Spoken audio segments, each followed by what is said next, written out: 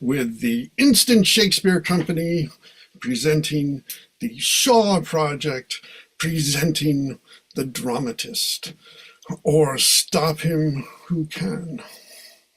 Done redirecting to YouTube. Hello. Hello, hello, hello, and welcome. I'm Paul Sugarman, and this is the Instant Shakespeare Company presenting the Shaw Project reading of The Dramatist, or Stop Him Who Can, by Frederick Reynolds. And over to David Cedar, the head of the Shaw Project and the person who put this together. Hi, everybody.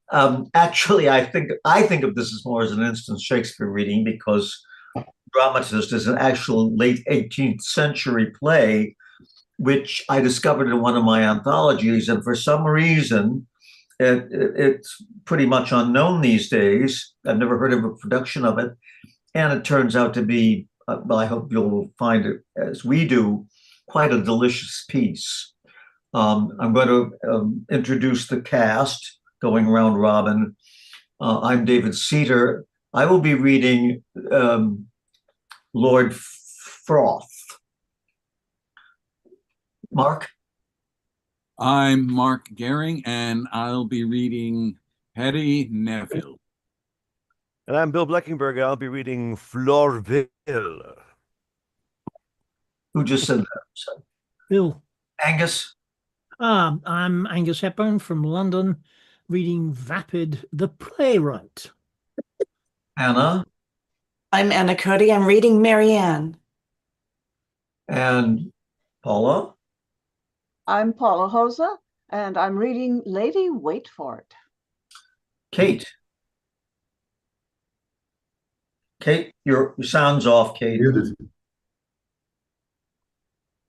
Thank you. I'm Kate Herland. I am reading Letty, I am reading Peter, and I'm reading various other servants that pop up. And the prologue, don't forget. And the prologue. Leah? Hi, I'm Leah Schwartz, and I'm reading Louisa. And Bill? Yes, as I said before, I'm reading Florville. And Ben? Hi, Bennett Pologi. I'll be Willoughby. And finally, Clinton? Hello, I'm Clinton Powell reading Ennui. Okay, let's start with the prologue.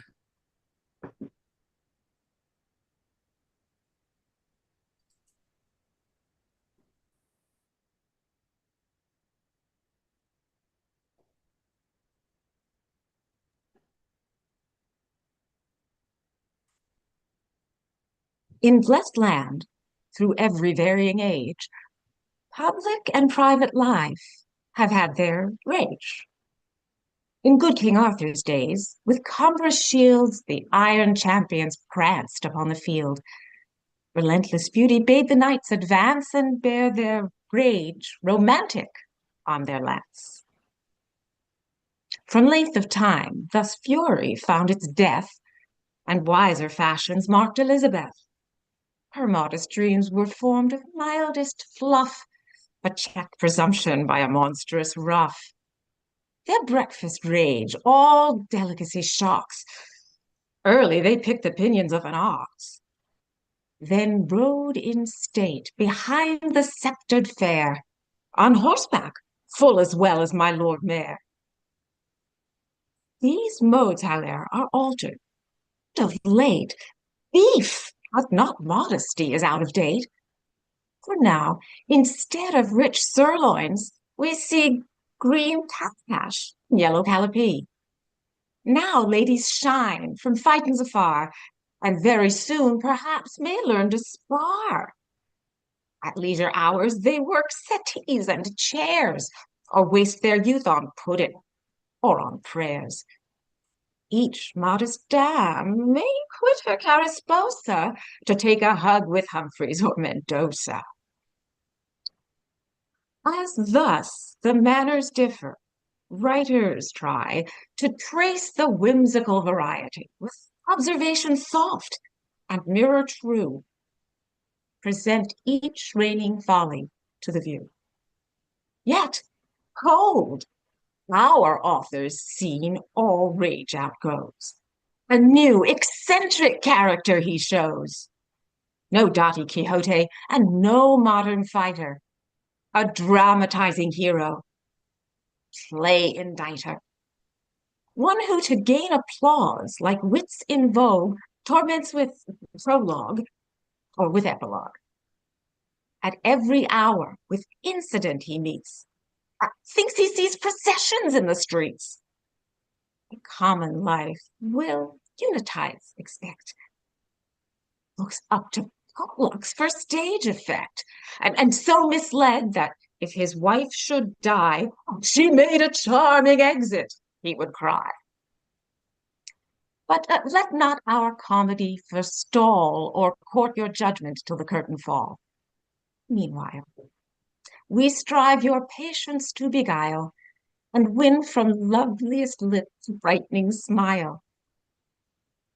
Such as it is, we give it to your view and trust our candor to you.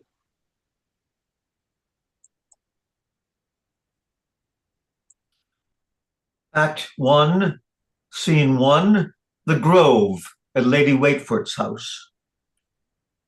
But I tell you, I will come out. I didn't come to Bath to be confined, nor I won't. I hate all their company but sweet Miss Courtney's.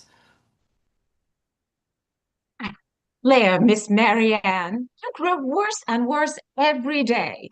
Your country manners will be the ruin of you. Do talk about that, Letty. It was a shame to bring me up in the country. If I had been properly taken care of, I might have done great things. I might have married the poet I danced with at the ball.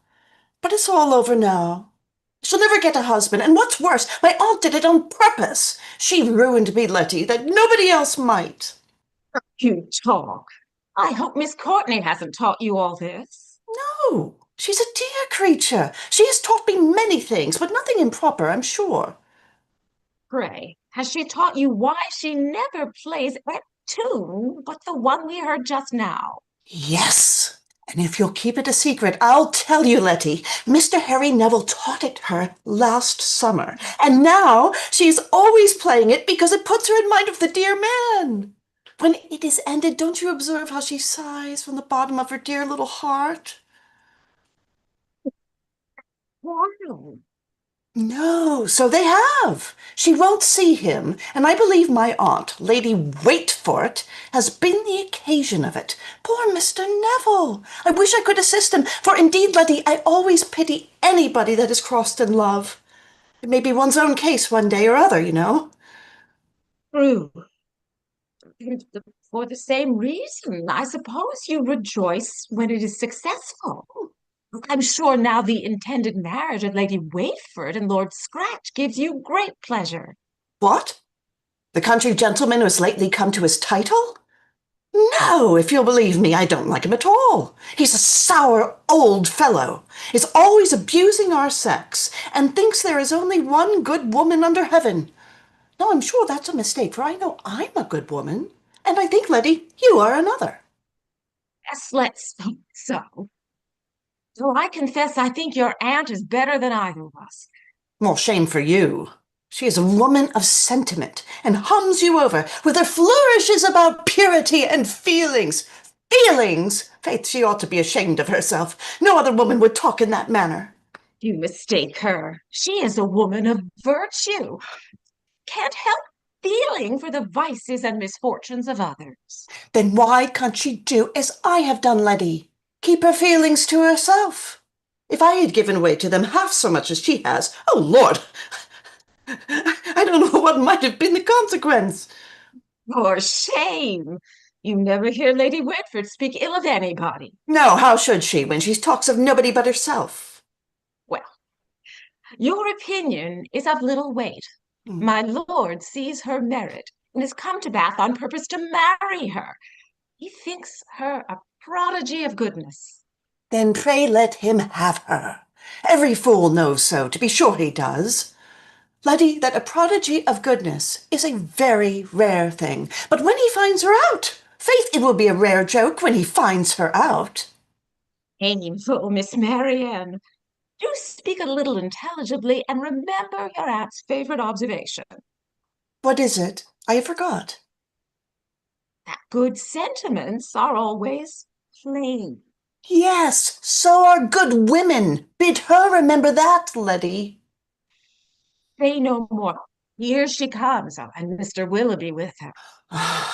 That man is always with her of late. But come, Letty, let's get out of their way. Let's take a walk and look at the bow. Ooh, I see you long to become a woman of fashion. No. Though I hate the country, I never will become a woman of fashion. I know too well what it is to do many things one don't like. And faith, while there is such real pleasure in following my own inclinations, I see no reason why, merely out of fashion, I should be obliged to copy other people's.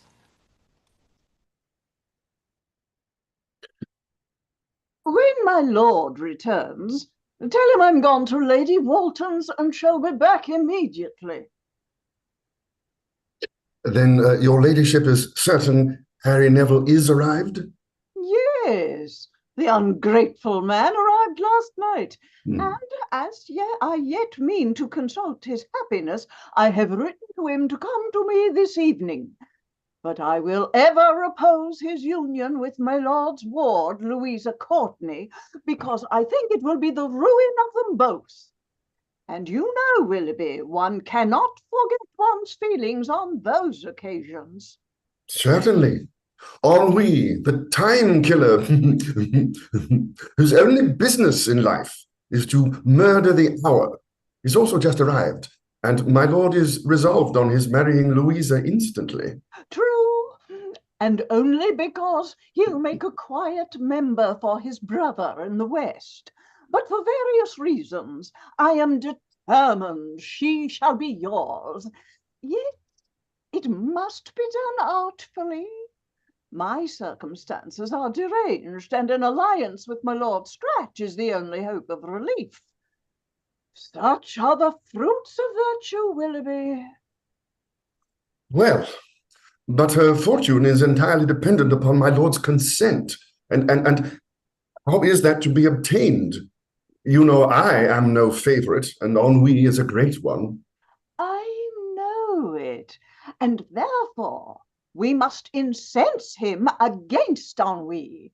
Let me see, can't we contrive some mode, some little ingenious story that he is a singular character, you know, and has violent prejudices? True. And of all his prejudices, none is so violent or entertaining as that against authors and actors. Yes, the stage is his aversion, and in some way or other, it's an odd thought, but may do much. Suppose we tell him Ennui has written a play. Ah, luckiest thought in the world. It will make him hate him directly. Well, leave it to me. I'll explain the matter to him myself. My life on it proves successful. Oh, you see, Willoughby, my only system is to promote happiness. It is indeed, Lady Wait for it. But if this fails, may I still hope for your interest with Miss Courtney? Yes, I'm determined she shall be yours, and neither Neville's nor Ennui's. But come, it's late. Here he is. Oh, we'll get rid of him. Mr. Ennui, you're most obedient. We are going to the parade. Have you seen your cousin Neville? I've an idea. I've just left him. I suppose we shall see you at Lady Walton's this evening. Till then, adieu. I've an idea. I don't like this Lady Waitfort. She wishes to trick me out of my match with Miss Courtney, and if I could trick her in return. How goes the enemy? Only 1 o'clock. I thought it had been that an hour ago. Oh, hi-ho. Oh, here's my patron, Lord Scratch. What a wonderful virtue is the art of hearing. May I die. If a listener be found anywhere, zoons, they might not appear, And don't talk my prerogative. And if I mayn't talk 10 times as much as another person, what's the use of my peerage? I've an idea. I don't comprehend you. That fellow Neville wouldn't hear a word I had to say. Abandoned young dog. He's come to Bath to invent tales against that divine divinity, Lady Waitfort. Again, I suppose, but my ward, Louisa, shall put it out of his power forever. She shall marry you tomorrow. In fact, I always forgot to give your lordship joy of your title, though not of your dress. Not my dress. Aye, that's the difference. You poor devils in humble life are obliged to dress well to look like gentlemen. We peers may dress as we please. But I shall lose my appointments past 2 o'clock. Oh, past 2 o'clock. Oh, delightful. Delightful? What, at your old tricks? I'd an idea it had been only one. And you're delighted because it's an hour later? Oh, to be sure I am. My dear friend, to be sure I am. The enemy has lost a limb. So you're happy because you were an hour nearer the other world. Oh, tell me now, do you wish to die? No, but I wish somebody would invent a new mode of killing time. In fact, I think I've found one. Private acting. Acting? Never talk to me about the stage. I detest the theatre and everything that belongs to it. And if ever, but no matter, I must to Lady Waitfort and prevail on her to marry me at the same time that you marry my ward. But remember our agreement. You are to settle your estate on Louisa, and I am to bring you into Parliament. In fact, I comprehend. I am to be a hearer and not a speaker. Speaker? If you open your mouth, the Chiltern Hundreds is your portion. Looky, you are to be led quietly to the right side, no sleep during the debate, give a nod for your vote, and in every respect move like a mandarin at my command. In short, you are to be a mandarin member. So fare you well till we are both married. I've an idea. Oh, here's Neville. In fact, he knows nothing of my marrying Louisa, nor shall he till after the happy day. Strange news, Neville. I've heard it all. Louisa is going to be married, but to whom I know not. And my lord persists in his fatal attachment to Lady Waitfort. In fact, why fatal? Because it is the source of every mischief. While she maintains her power over him, I have no hope of love or fortune. When my father died, he left his estate to my brother, relying on my lord providing for me, and now how he deserts me, and all owing to the artifices of an insidious woman. I've an idea. I comprehend her motive. She loves you. Yes, 'tis too plain. And because I would not listen to her advances, she has ruined me in my uncle's opinion and degraded me in Louisa's. But I will see Miss Courtney herself. I will hear my doom from her own mouth, and if she avoids me, I will leave her and this country forever.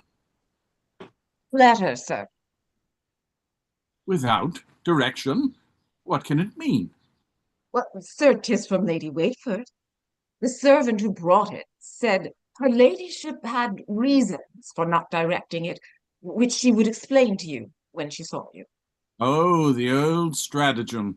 As it is not directed, she may swear it was designed for another person.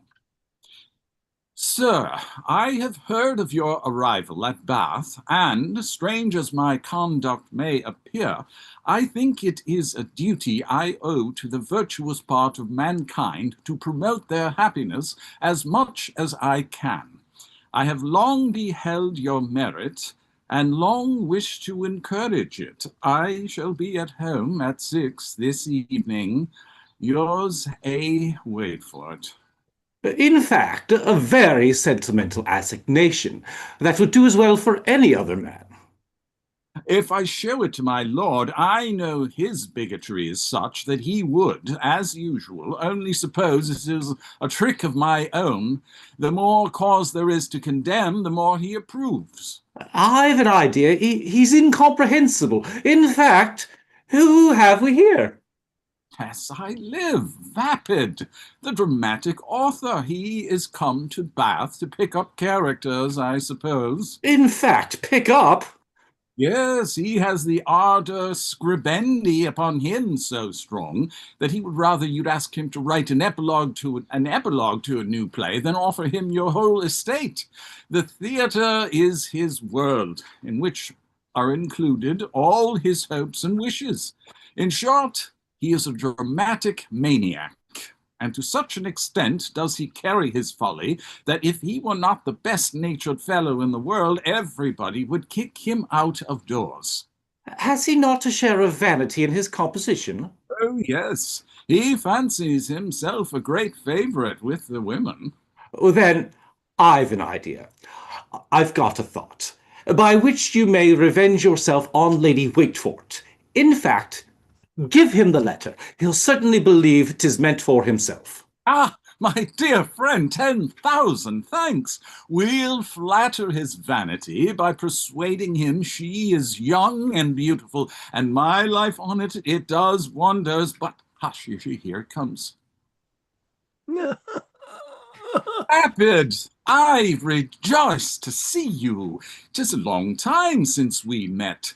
Give me leave to introduce you to a particular friend of mine, Mr. Ennui, Mr. Vapid. I've an idea. You do me honor, Mr. Vapid. I shall be proud to be better acquainted with you. In fact, anything of consequence stirring in the fashionable or political world? Oh, some whispers about a new pantomime, sir. Nothing else. And I'm afraid, in the present scarcity of good writers, we have little else to expect. Pray, Vapid, how is it the present dearth of genius to be accounted for, particularly dramatic genius?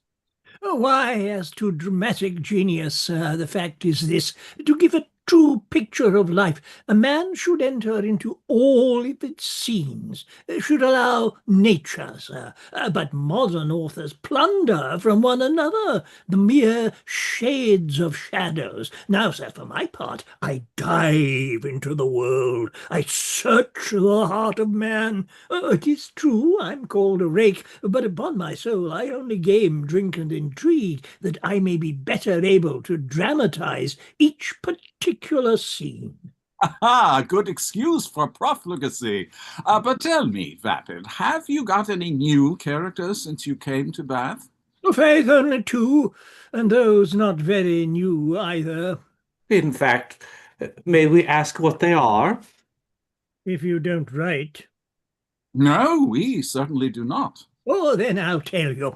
The first is a charitable divine who, in the weighty consideration how he shall best lavish his generosity, never bestows it at all. And the other is a cautious apothecary who, in determining which of two medicines is best for his patient, lets him die for want of assistance. You understand me. I think this last will do something, eh? I've an idea. The apothecary would cut a good figure in a comedy. A comedy? Sure. I mean him for a tragedy. In fact, I don't comprehend, nor possibly the town. Oh, I know it. That's the very thing. Harkye, I have found out a secret. What everybody understands, nobody approves. And people always applaud most where they least comprehend. There is a refinement, sir, in appearing to understand things incomprehensible. Else whence arises the pleasure at an opera, a private play, or a speech in Parliament? Why, 'tis the mystery in all these things. 'Tis the desire to find out what nobody else can, to be thought wiser than the others. Therefore, you take me, the apothecary is the hero of my tragedy. Faith, there is some reason in all this, and I'm amazed we have so many writers for the stage. So am I. And I think I'll write no more for an ungrateful public. You don't know anybody that has a play coming out, do you? No, why do you ask? Well, he'll want an epilogue, you know, that's all. Why, you won't write him one, will you? I? Oh, Lord, no.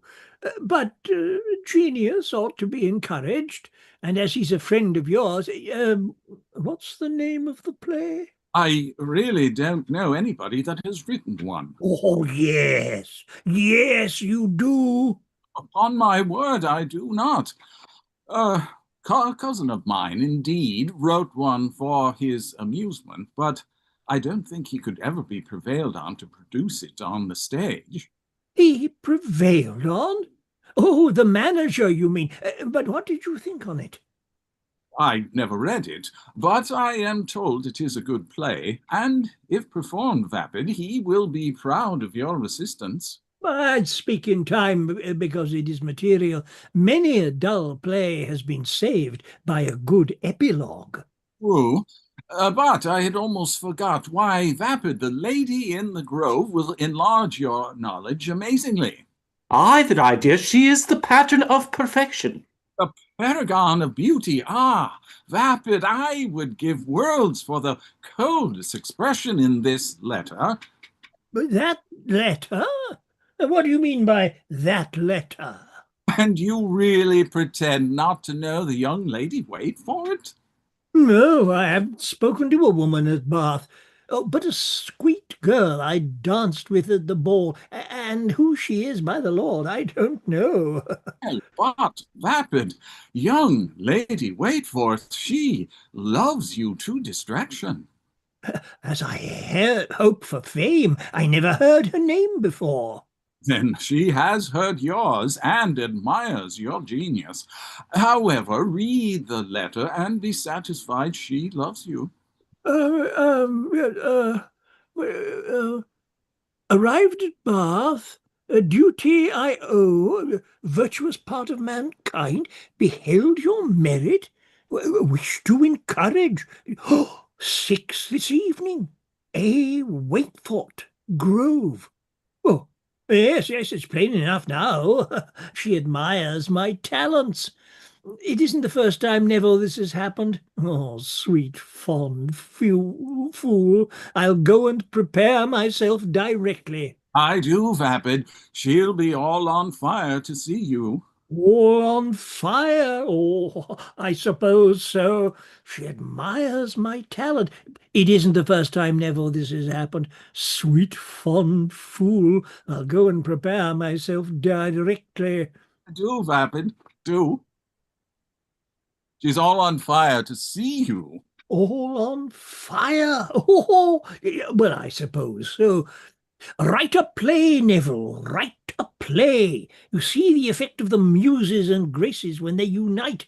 You see, Neville, you see. No, but hold. How the devil came you by this letter? That's true enough. I'll tell you, I was at her party last night, and on coming out of the room, she slipped it into my hand and desired me to direct it and give it to you. She has often spoke to me in your favor, and I did you all the good I could. However, to be sure it's no mistake, ask the servant who admits you if the name at the bottom is not her own handwriting. Oh, no. It's no mistake. There's no doubt of the matter. Oh, write a play, Neville, write a play, and charm the ladies, you dog. Adieu. I've an idea. If we've common fortune, this will do everything. No, Lady Waitforth's arts are numberless. She is so perfect a hypocrite that I even doubt her confessing her real sentiments to her minion Willoughby, and when she does a bad action, she pretends 'tis from a good motive. Oh, Gad, I forgot. You'll recollect the epilogue, Neville. Yes, I'll write to my cousin today. But not a word of the love affair to him. Anywhere else, indeed, it might do on a service, but never tell an intrigue to a dramatic author. In fact, why not, sir? Because it may furnish a scene for a comedy. Well, I do it myself. Indeed, I think the best part of an intrigue is the hopes of incident or stage effect.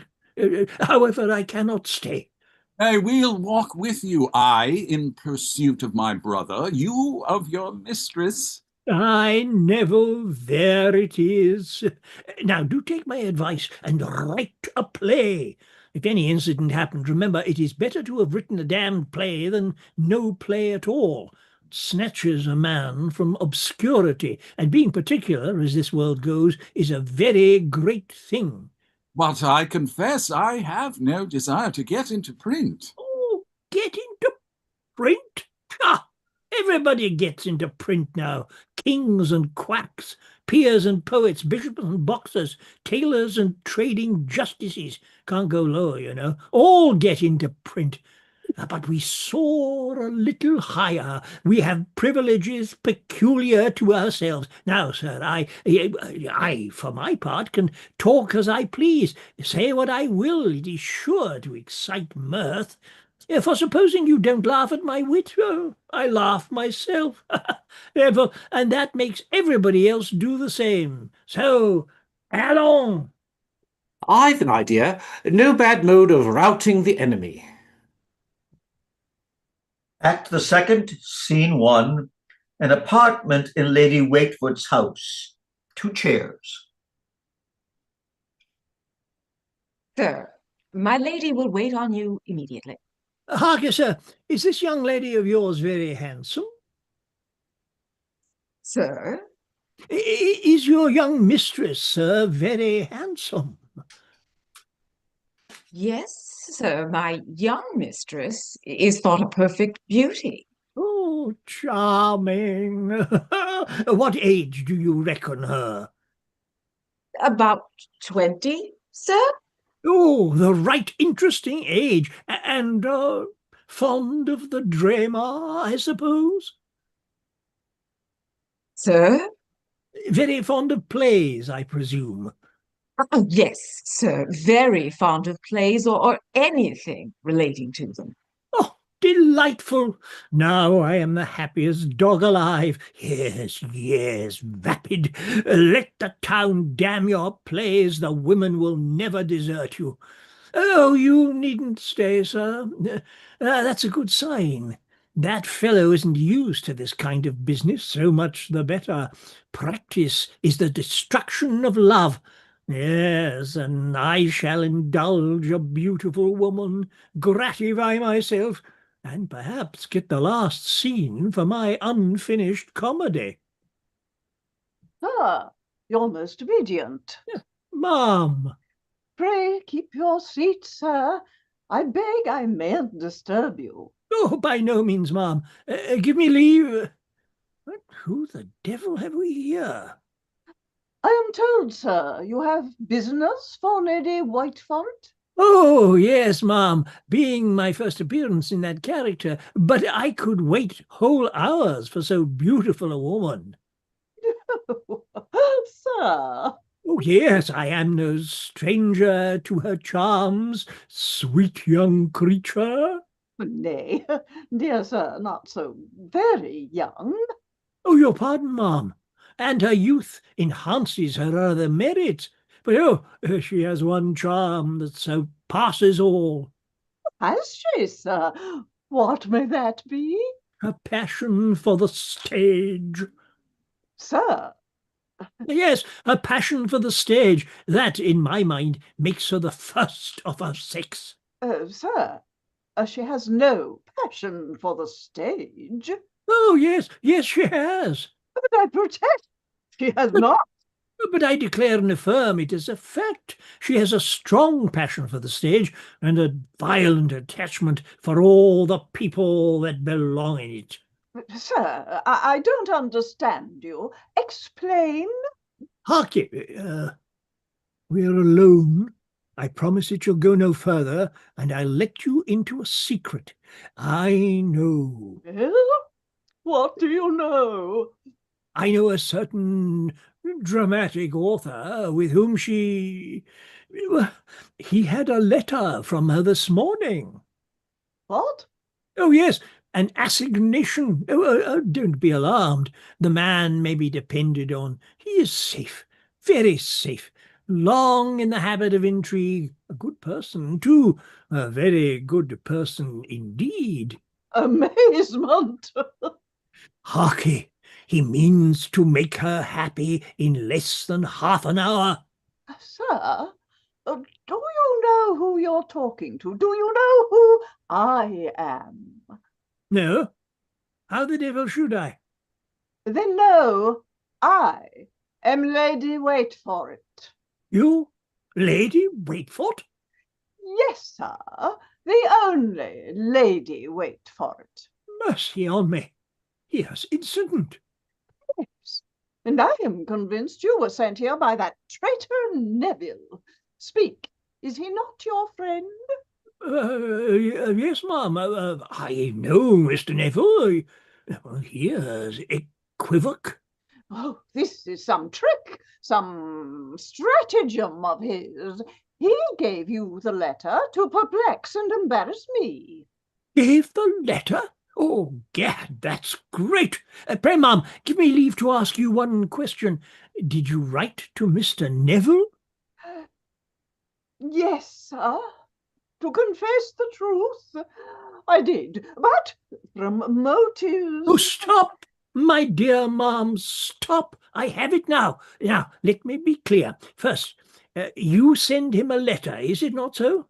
Then he gives it to me. Oh, very well. Then I come, supposing you only 20, mighty well. Then you turn out 90. Charming. Then comes the embarrassment. Then the éclaircissement. Oh, it's glorious. Give me your hand. You have atoned for everything. Oh, I owe all this to that villain Neville. Now, I am not revengeful, but 'tis a weakness to endure such repeated provocations, and I am convinced the mind that too frequently forgives bad actions will at last forget good ones. Bravo, bravo, encore. It is the very best sentiment I ever heard. Say it again, pray, say it again. I write it down. Now, and blend it with the other incident, and you shall be gratified, one day or other, with seeing the whole on the stage. A mind that too frequently gives bad actions that will forget good ones. This madman's folly is not to be borne. If my lord too should discover him, here, the consequences might be dreadful, and the scheme of Henri's play all undone. Sir, I desire you'll quit my house immediately. Oh, I'll be revenged. I am determined. Oh, what a great exit! Very well. Now, I've got an incident, however. Faith, I have noble talents. To extract gold from lead has been the toil of numberless philosophers, but I extract it from a baser metal, human frailty. Oh, it's a great thing to be a dramatic genius. A very great thing indeed.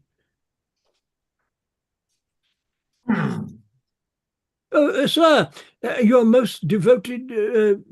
how do you do? You're most obedient. Very warm tragedy weather, sir. But for my part, I hate summer, and I'll tell you why. The theatres are shut, and when I pass by their doors in an evening, it makes me melancholy. I look upon them as the tombs of departed friends that were wont to instruct and delight me. I don't know how you feel. Perhaps you are not in my way? Sir? Or perhaps you don't write for the stage. If you do, hark ye, there is a capital character in his house for a farce. What is all this? Who are you? Who am I? Oh, here's a question. In these times, who can tell who he is? For aught I know, I may be great-uncle to yourself, or first cousin to Lady Waitfoot, the very woman I was about to... but no matter. Since you are so very inquisitive, do you know who you are? Look you, sir, I am Lord Scratch. A peer? Pshaw! Contemptible. When I ask a man who he is, I don't want to know what are his titles and such nonsense. No, old Scratch, I want to know what he has written, what he had the curtain up, and whether he's a true son of the drama. Hark ye, don't make yourself uneasy on my account. In my next pantomime, perhaps I'll let you know who I am, old Scratch. Astonishing. Can this be Lady Waitford's house? Very warm tragedy weather, sir. Is my next pantomime let you know who I am? Gad, I must go and investigate this matter immediately. And if she has wronged me by the blood of the Scratches, I'll bring the whole business before Parliament, make a speech 10 hours long, reduce the price of opium, and set the nation in lethargy.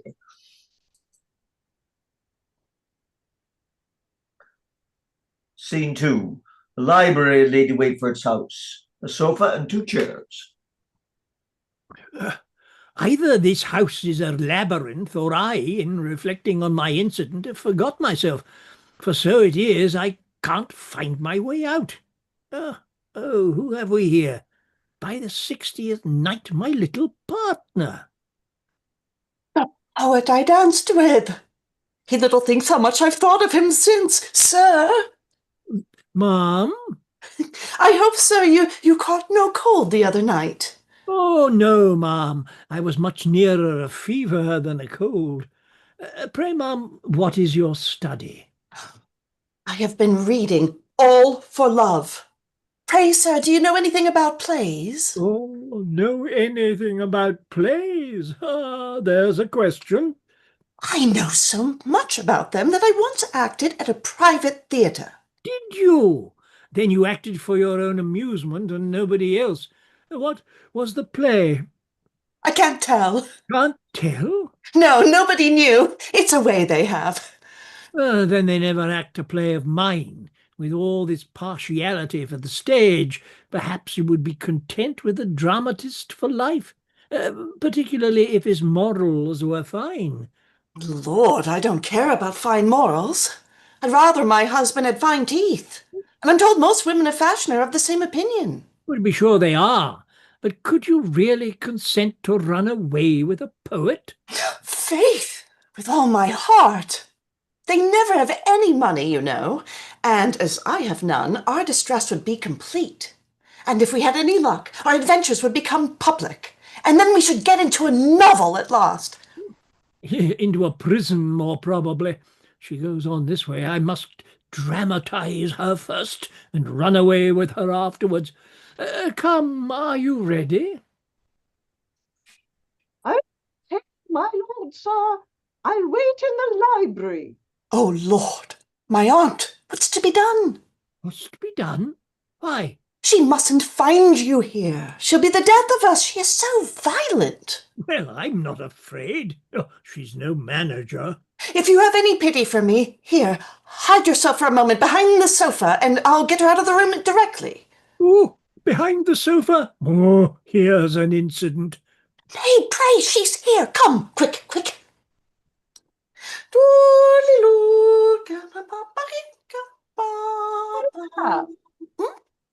Came you here? I desire you leave the room directly.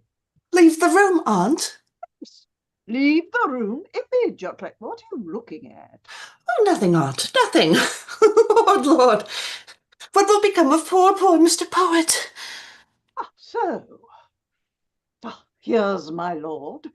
Now to mention Henri's play, and if it does but prejudice him against him, Willoughby marries Louisa, and Neville is in my own power. cursed pantomime ruffian. Nobody knows anything about him. Perhaps Milady does. Has got a sudden touch of the dramatic mania and prefers him. Here she is. Now, if she would talk about the stage. Pray be seated, my lord. I want to ask you a favour. Ask me a favour? Is possible? Yes, for your friend Ennui. What do you think he has done? What? Turned author. He has written a comedy. A comedy? She has it. Yes, it's very true. And it has been approved of by men of the first dramatic fame. Dramatic fame? She has it? Damn, she has it. Nay, if you want farther proof, my lord, it has been approved by the manager of one of the theatres, and the curtain is to draw up next winter. The curtain draw up? Look you, madam, I care no more for the manager or his theatre. Now, my lord, the favour I have to ask of you is this. Promise me to peruse the play, make alterations, and write the epilogue. The epilogue? Fire and forefathers! Or the prologue? The prologue? Blood and gunpowder! Prologue or epilogue, I'm the man. I'll write you both. There he is again. Oh, I should faint with vexation. My lord, I desire you'll misinterpret nothing. Everything shall be explained to you. Mariana? Here's the curtain up with a vengeance. Oh. Answer me directly. How came that gentleman in this apartment? I know it is some trick of yours. To be sure, never anything was so fortunate. Upon my soul, I beg your pardon, but curse me if I can help laughing to think how lucky it was for you both I happened to be behind the sofa. Faith, no more can I. To be sure, it was the luckiest thing in the world. Sir, I insist you lay aside this levity and instantly explain how you came in this room. Aye, sir. Explain. Oh, never fear, old lady. I'll bring you off, depend on't. Bring me off, sir. Speak out, sir. How came you in this apartment? Oh, with all my heart, by her ladyship's own appointment. My own appointment? I shall run wild. To be sure, you have hardly forgot your own handwriting. Her own handwriting? Get on, sir. I beseech you, get on. Why, look here, old scratch. You seem to be an admirer of this lady's. Now, I think it my duty as a moral dramatist, sir, mark that, to expose hypocrisy. Therefore, sir, there is the letter. Read it and be convinced of your error. Very well. Have you done, sir? Have you? Done? Consider I'm a peer of the realm, and I shall die if I don't talk. And now, sir, I must beg a favour of you. Keep the whole affair secret, for if it gets hackneyed, it loses its force. To bring it all on the stage, hush, say nothing. It will have a capital effect, and Brother Bars will wonder where I stole it. Ah, your situation will be wonderful. You haven't an idea how ridiculous you will look. You will laugh very much at yourself, I assure you. What is all this? Well, now I will speak. I'll wait no longer. Yes, I shall take care of you. Falstaff in the buck basket will be nothing to it. He was only the dupe of another man's wife. You'll be the dupe of your own, you know. Think of that, Master Brooke. Think of that. Well, your servant. Oh, he's gone without hearing me.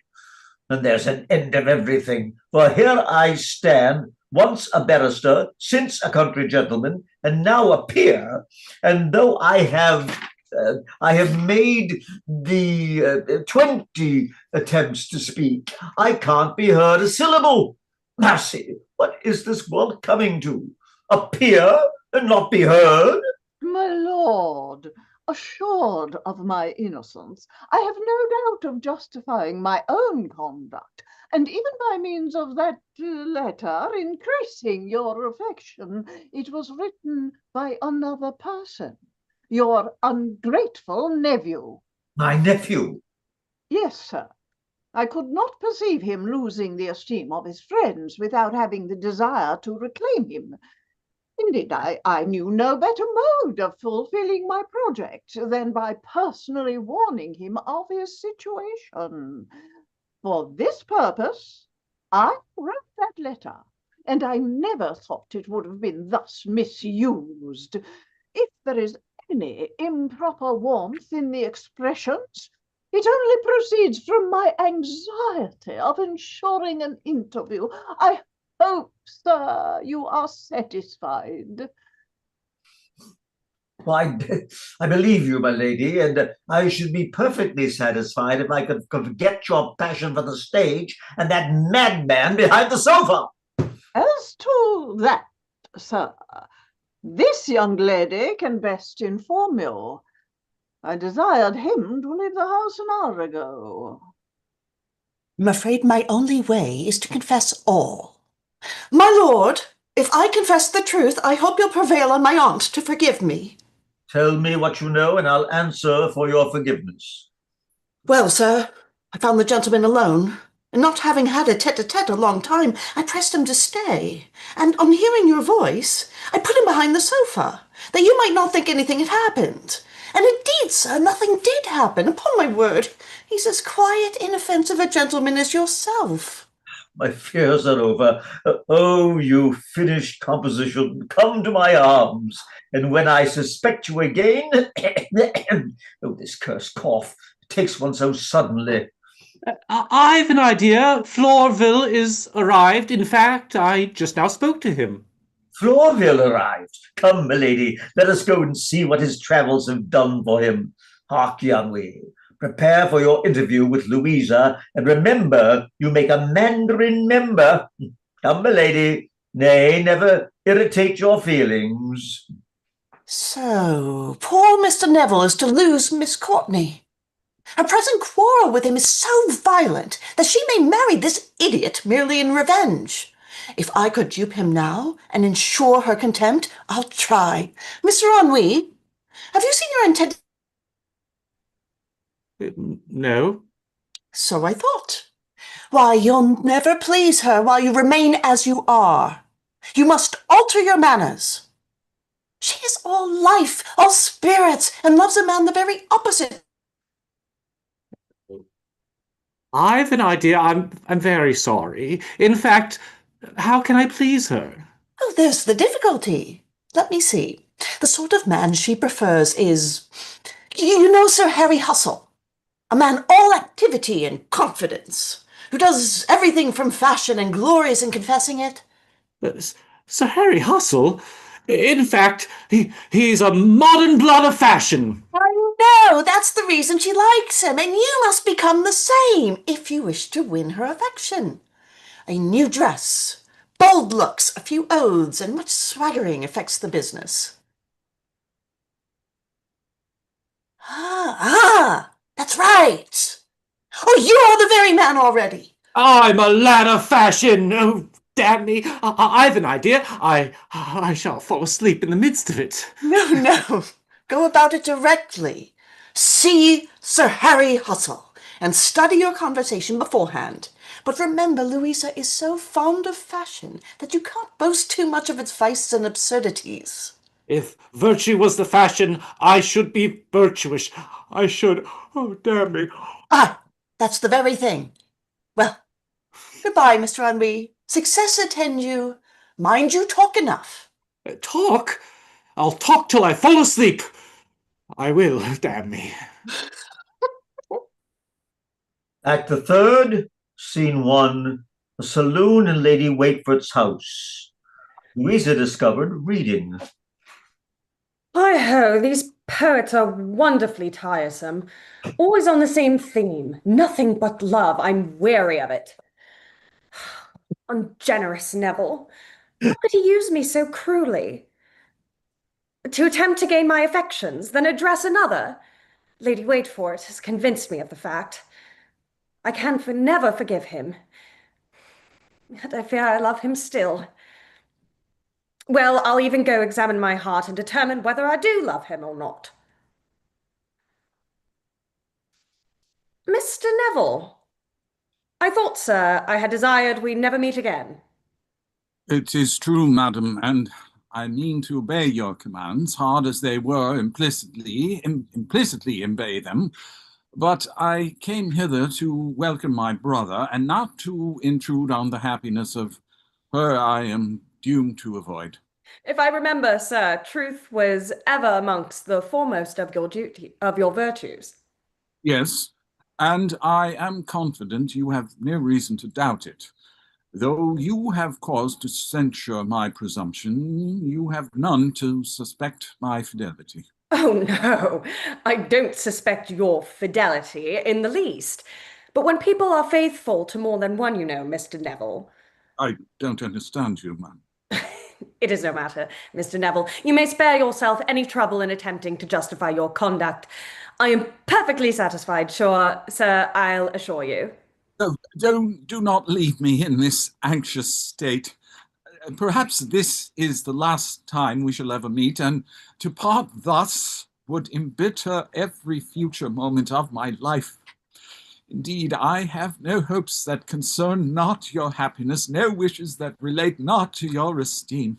Sir, I will freely confess to you, had you shown the least perseverance in your affections or sincerity in your behavior, I could have heard your address with pleasure. But to listen to them now, Mr. Neville, would be to approve a conduct my honor prompts me to resent, and pride to despise. I am lost indeed. 'Tis to the perfidious Lady Waitfort I owe all this. My present misery, my future pain are all the product of her jealous rage. She is so vile a hypocrite that... Who is a hypocrite, sir? Madam! Who is a hypocrite, sir? Answer me. Ask your own heart. That can best inform you. Tell me, Mr. Neville, what have I done that you dare insult me thus? What have you done? Look on that lady, madam. There all my hopes and wishes were combined. There was the very summit of my bliss. I thought I had attained it, but in the moment of my happiness, you came, crushed every hope, and baffled all my joys. On my word, sir, very romantic. But I thank heaven I look for approbation in a better opinion than that of Mr. Neville. 'Tis well you do, madam. For were I your judge, your punishment should be exemplary. But I'll waste words no more. I only hope you, madam, are satisfied that one of my errors may at least be forgiven, and this last suspicion forever blotted from your memory. Sir, from that lady's forgiveness you have nothing to expect. If she consents to pardon you, I'll take care my lord never shall. No, I do not hope for forgiveness. I have heard her determination, and, cruel as it is, to that I must resign. She may be assured I never will intrude where I know I offend. Do you then leave us, Mr. Neville? Yes, madam, and forever. May you be as blessed in the gratification of your hopes as I have been wretched in the disappointment of mine. Tyrant! I wish he had stayed to hear reason. I hope he's not serious in leaving us. You hope? Why does it concern you? No further than from that general love I bear mankind. You forget my feelings on these occasions, Louisa. Yes, indeed. I've too much reason to attend to my own. You'll excuse me, I have particular business. I'll return immediately.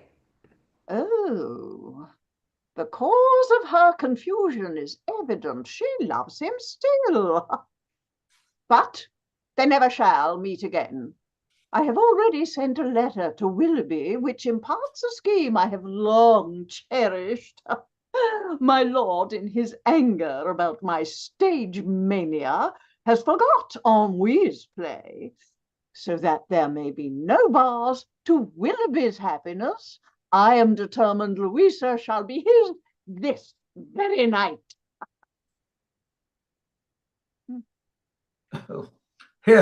Here's a spectacle for a peer. Florville is below and has returned from his travels a finished coxcomb. I'll not give him a farthing. Nay, my lord, perhaps you may be mistaken. Mistaken? No. He has travelled not to see, but to say he had seen. Ringwall. Oh, yeah. I never saw anything so elegant in all my life. But whose present is this? Whose? Why, the sweet gentleman's just arrived from Italy. Lord, he's a dear man. He has promised to do everything for me, to get me a fortune, to get me a husband, to get me a... Hush! You don't know what you're talking about. Yes, but I do, though. He's told me everything. Lord, I have heard such things. Come here, near. Get my aunt out of the room, and I'll tell you stories that shall make your old heart bound again. Hush, do it quietly. I will, upon my honour. What an old fool it is. Marianne, you mustn't listen to Mr. Floriville. The travellers may persuade you into anything, and many a woman has been ruined in one country by being told it is the fashion in another. Here he comes. I see as plain as my peerage. I shan't keep my temper. Ladies, 1,000 pardons for not waiting on you before, but this is the first vacant moment I've had since my arrival in Bath. Sir, your coming at all is taken as a very great compliment, I'll assure you. Leave the room immediately. No reply. I will be obeyed. Mr. Floriville, we are very happy to see you. Ma'am, you do me honor. My lord, where's Harry? I thought to have found him here, but he didn't choose to stay. So much the better. It shows he's not a man of ceremony. We do the same in Italy, but hark ye, uncle. This is the lady I'm to call my aunt. My gorgeous rising. I shall certainly do him a mischief. Rather experienced or so. A little antique, eh? However, the same motive that makes that makes her a good aunt to me will make her a good wife to you. You understand me? Damn it if I do. Well, no matter. Come. I want to hear everything to know what remarkable occurrences have happened since I left England. Pray, Lady Waitfort, inform me. Do let me know every little circumstance. Rather, sir. We should ask of you what happened in your travels. Oh, nothing so shocking. No man can be the herald of his own praise. Yes, sir. But I wish to know how you like the chapel of Loreto, Venus de Medicis of Florence, the Vatican at Rome, and all the numberless curiosities peculiar to the countries you have travelled through. Look ye, I'll answer for it. He knows nothing of the gentleman you mention. Do you, my sweet pretty? Oh, you damn puppy. Why, swear, my lord. Swear, my lord? Zoons! It's my prerogative. And tell me how you spent your time, sir. Why, in contemplating living angels, not dead antiquities, in basking in the rays of beauty, not mouldering in the dust of ancestry, in mirth, festivity for myself, not an ungrateful world who, should I die a martyr to their cause, would only laugh and wonder at my folly. You seem to know the world, Mr. Floribert. No, ma'am, no. I know little of mankind and less of myself. I have no pilot but my pleasures, no mistress but my passions, and I don't believe if it was to save my life, I could reason consequently for another minute together. Granted, you have seen everything worth seeing, yet you know nothing worth knowing.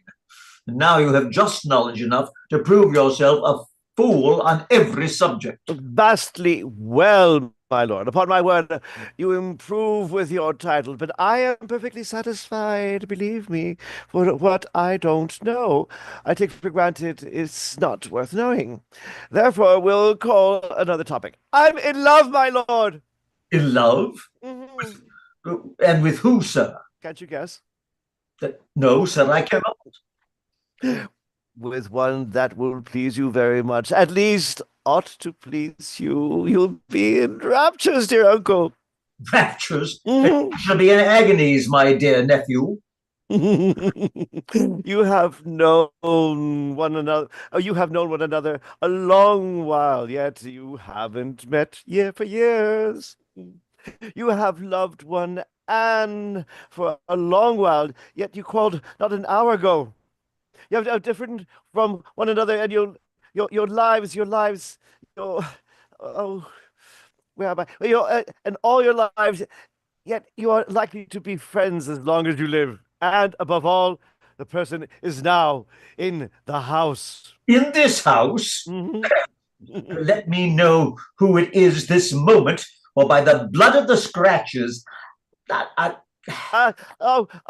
me tell you, for one who has charms enough to set the world on fire, one who has fortune enough to set a state of war, sir, one who has talents, health, and prosperity, and yet not half of what that person deserves.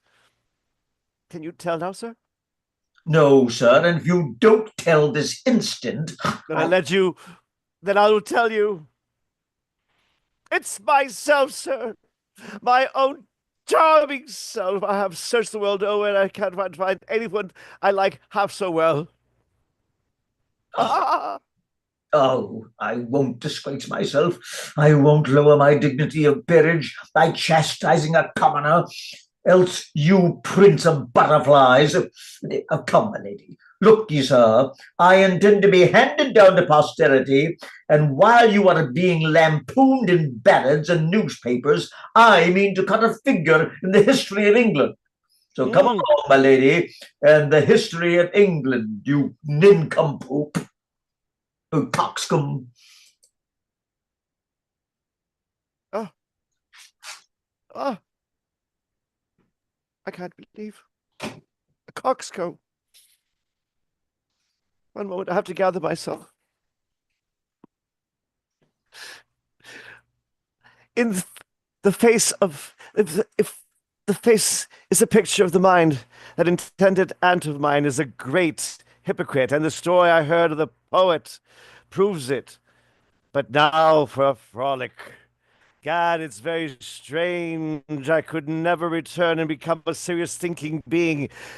But what is the use of thinking?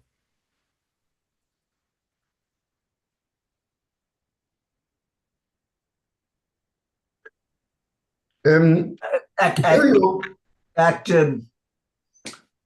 Scene 2, an apartment in Lady Waitford's house. tell your mistress I shall be punctual to the appointment.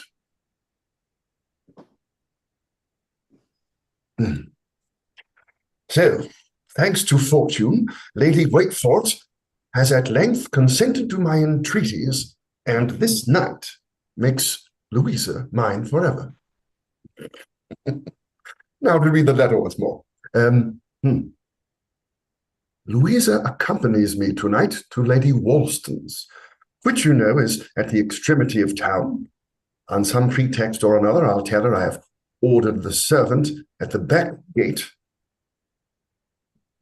which adjoins the paddock, and there I'll leave her. If you have a chaise waiting near the spot, you may conduct her where you please. You know my feelings on this occasion. I do. But it is for her good only. I'll assure you, she don't deserve it, Mr. Willoughby. Indeed, she don't deserve it. Lady Waitford. This is beyond my hopes. My lord and Louisa with him, come to receive ennui, who to my astonishment I met just now swearing and capering and boasting of the vices of fashion. No matter. I must to the rendezvous immediately. Now, Louisa, tremble at my vengeance. Dear. Oh, yes, yes. Ennui will be here in an instant. But he's so reserved and so mild. So I understand, sir, and so very silent that he won't talk so much in a year as I intend in an hour. No, I know that's the reason I bring him into Parliament. He'll never speak, only say aye or no, and be upstairs in beefsteaks in an instant. Oh, here he is. Now encourage him. Don't mind his diffidence. No, sir, I'll do all in my power to make him talk. But that's well. I'll leave you together. I won't interrupt you. Answer, I must get out of the way. Encourage him, Louisa. I beseech you, encourage him. Stand by, no ceremony, damn me! Heaven, is this diffidence? Get downstairs, you dog, get down! Here I am, ma'am. Ease is everything. I'll seat myself now for business. Sir? In one word, I'll tell you my character. I'm a lad of fashion. I love gaming. I hate thinking. I like racing. I despise reading. I patronize boxing. I detest reasoning. I pay debts of honor, not honorable debts. In short, I'll kick your servants, cheat your family, and fight your guardian. And so if you like me, take me. Damn. Oh my God, I'm tired already. Oh. Astonishing, Mr. Ennui. Ma'am. Oh. Mr. Ennui, you be in your senses? In fact, I don't comprehend. Oh, aye, senses. A lad of fashion in his senses. That's a very good joke. If one of us had any sense, the rest would shut him up in a cabinet of curiosities or show him as a wonderful animal. They would, damn me. I can't support it. So you glory in your ignorance? Ma'am? So you glory in your ignorance? In your vices? I've an idea I can't understand. Vices? Oh, damn me, to be sure.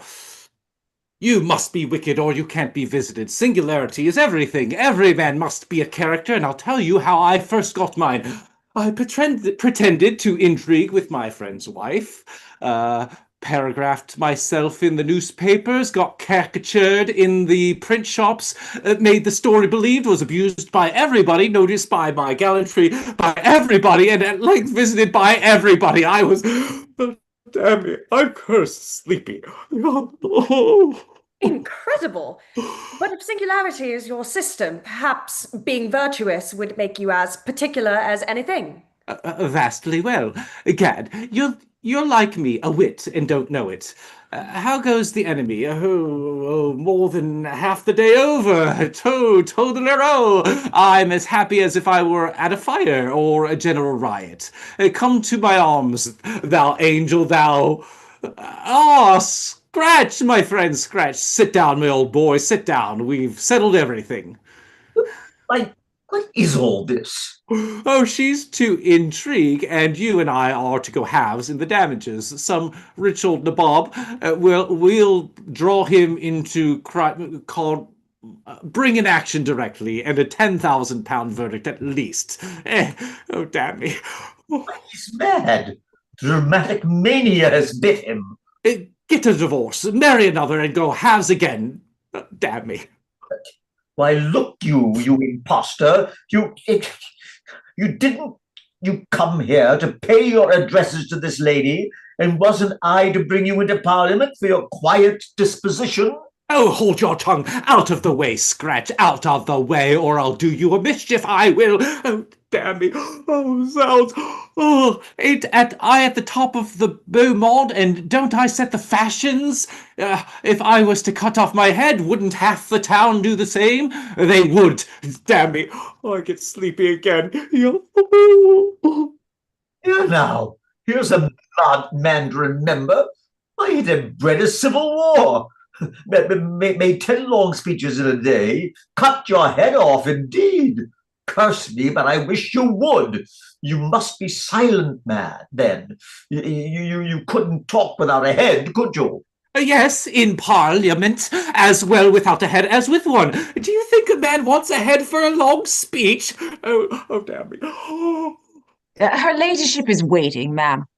Oh, I attend her. Mr. Ennui, you're most obedient. With your leave, ma'am. You see, Scratch, you see. Why, Louisa, Keep your distance, Scratch. Contemplate your superiors. Look at me with the same awful respect a city beau looks at a prince. This way, most angelic. Scratch, cut your head off. This way, most angelic. here's treatment. Was ever poor peer so tormented? What am I to do? I'll go to Lady Wakefoot, for from her alone I meet relief. Find a silent member, indeed. By my privilege, one might as soon find a pin in the ocean, charity in a bench of bishops, or wit in Westminster Hall. Curtain. Let's now take, before the act 4, let's take a 10-minute break. Right before my entrance.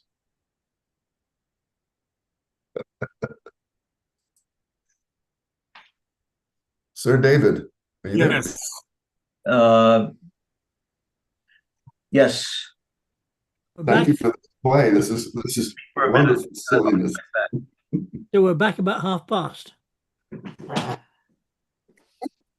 Right. Where does he find these weird things? In his anthologies. And I love everybody pulling out all the stops. Well, what else can you do? Yeah. These are gifts. They No, certainly we're not are. having it up. Right. God, these characters. Vapid, adorable. Man, that's the part. The drama. Oh, the drama. Yes. Oh. And Kate looked at you with such intense perplexity. Sir?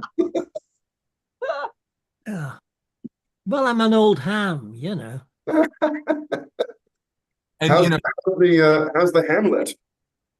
Your daughter. Once we've gone off live and recording, I've got something to tell you. I told you before you came. Okay. Yeah, well, that's right. We're being recorded. Do you suffer much from acid stomach? Trying to be normal. So I had the cutest little girl in my office this morning. Did you? Yeah, Sunday. Who the thunk? But it's the only time we could arrange it. I'm sort of semi-retired and kind of like, all right, I've done this enough. But every now and then you still get a case or a kid where you go, wow, this is fun.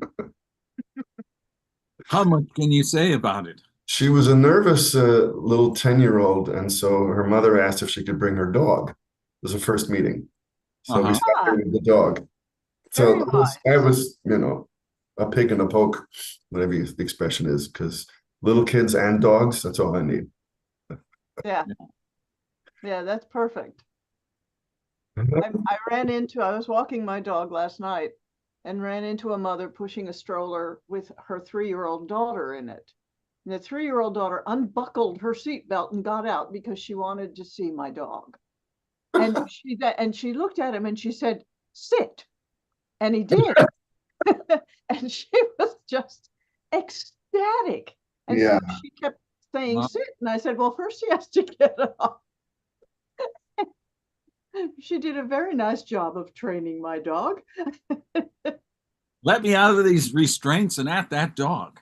I had a Great Dane, as you know, and when little kids would meet that one, it was such a treat because she's so big and gentle it was fine, but they'd be a little nervous, like this creature's so big, Yeah. shiny, and they'd try it. How much does your Great Dane weigh? You know, everybody used to ask me that. And every time I meet a dog and I say, wow, this is a big dog, they give me the poundage. I've never known what how to scale that. I don't know what she weighed. She's gone. And I don't know what others, somebody tells me their dog is 40 pounds. I go, I need this. I once saw a man walking with his young daughter. I mean, she looked like she was about maybe 4 or 5, and they had a mastiff, and the mastiff weighed 200 pounds. My God. Yeah, really. I'm Wow. so glad I don't have to feed that dog. Yeah. But Mm. guess who was carrying the leash? The little girl. bitty girl. She wasn't even as tall as the dog's head. What if the dog suddenly takes off after a squirrel or a car? Well, apparently, this was on Broadway, so not too many squirrels. It's Train. drag happens. When I used to work in Manhattan, you got two people. You either got tiny people with huge dogs, or one time there was about a man who had to be about 6'5", and he was dragging this little chihuahua on a leash. I saw a lady once walking her Afghan, Oh, and I looked at her face and her hair, and she looked just like the dog. Oh yeah. Well, I remember in Edinburgh, the woman crossing the road, and she had bright red fingernails and toenails. It was in the summer, so she was wearing sandals, and so had her poodle. Hey, Bright red toenail. I thought, are you okay, sure? Are you sure it wasn't like socks or a no, little no, foot? no, the dog she'd painted the dog's toenails bright red. Jesus, dog God. abuse. when I was growing up, my mother took our dog to be bathed. And when she brought him home, the poor dog had blue toenails and a blue bow in his hair Oh and God. smelled like, French perfume. Yeah. He ran to a bedroom, crawled under the bed, and refused to come out. I did That's not what blame I. him. That's what I. I have finally given in and got a pet for my little flat, much to Stephanie's disgust. I got a dwarf hamster, a dwarf mountain white. Oh my. A small hamster then. It's much smaller than the normal Syrians, but she's absolutely Yeah, lovely. I you just know, the put my hats. head over the cage and call her, and she comes out, and I stick my hand in, and she rushes over and climbs into my hand, expects to be played with and fed. Does she stay in your hand, or does she try to crawl and go on the desk? She goes, well, it depends how, if she's in her, middle of the night alive stage, no, she'll be all over the place. But and she's very good. But she'll sit very quiet, and then she starts getting a bit frantic, and I put her back in the cage, and she immediately rushes to the area she uses as a toilet. She won't pee and poo on me. She's lovely. You've got a housebroken hamster? Absolutely. Wow. Brilliant. That's pretty You get the impressive. hamster at a hamster shop? Yeah, pet shops. You can get them. Hamster shops. The trick with buying a hamster is when you get one, what you do is you stick your hand into the cage, and whichever hamster that they have comes over and starts sniffing your hand, then you know that's the one you want, because they're not neurotic, they're not twitchy. They're lovely. I've Yeah. had hamsters for years. Well, that's how you're supposed to choose all your pets. Well, that's right. Yeah, wait till they come to. Yeah, you don't choose them; they choose you.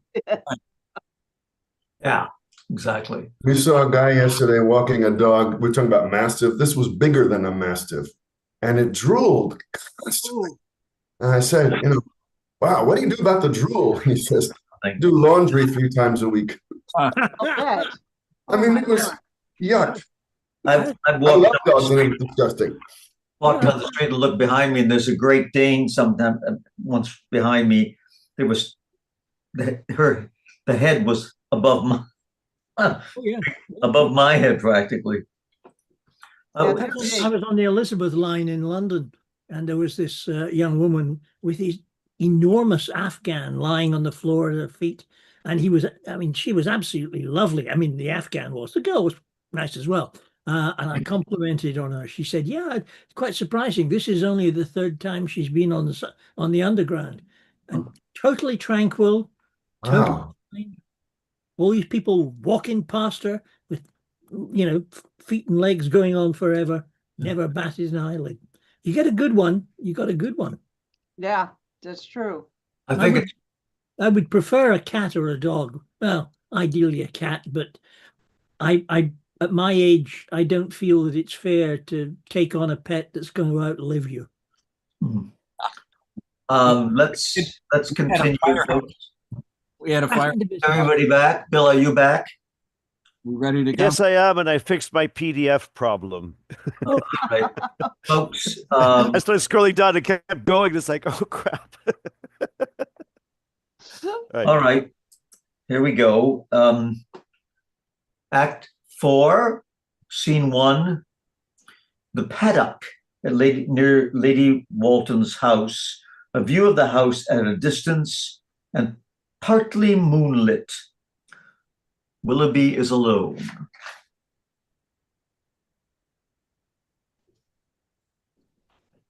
"'Tis past the hour Lady Waitfort appointed. Why does she delay? I cannot have mistaken the place. Yonder is Lady Walton's house.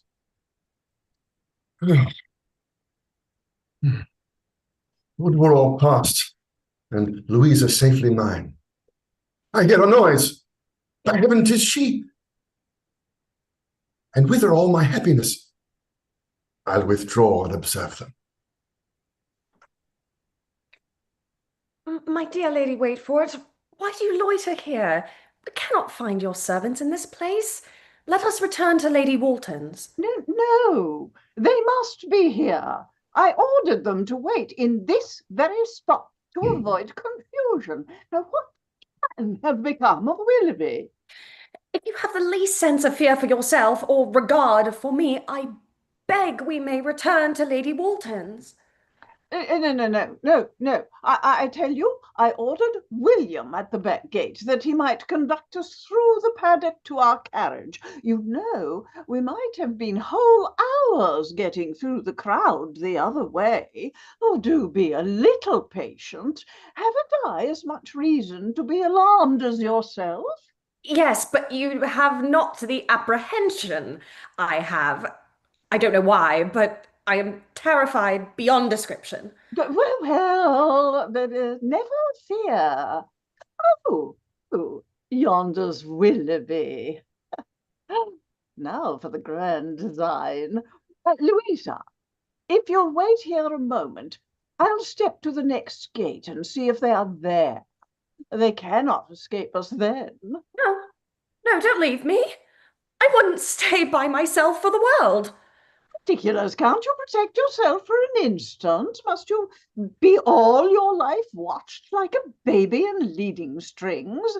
Oh, I'm ashamed of you. Only wait a moment, lest they pass by in my absence, and I'll return to you immediately. Well, don't stay. Stay? What have you to be frightened at? I shall not be out of call. Besides, if there's any fear of a personal attack, may not I be as terrified as yourself? It isn't the first time, I assure you. But it's no matter. Show yourself a woman of spirit, and at least emulate one of my virtues. Now, Willoughby, the rest is thine.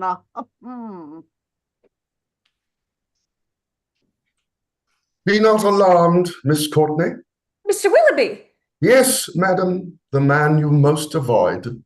Tell me, sir, immediately how and by whose appointment you came here. By love, madam. The same passion that has prompted me to pursue you for years now happily conducts me hither. I come to lessen your fears, not increase them." Then leave me, sir. I can protect myself. "No, not till you have heard and pitied me. I have been long your suitor and long scorned by you. You have treated me with indifference and preferred my inferiors. How I have deserved all this, You yourself can best explain, but to prove all former cruelties are forgotten, I here offer you my hand, and with it, my heart.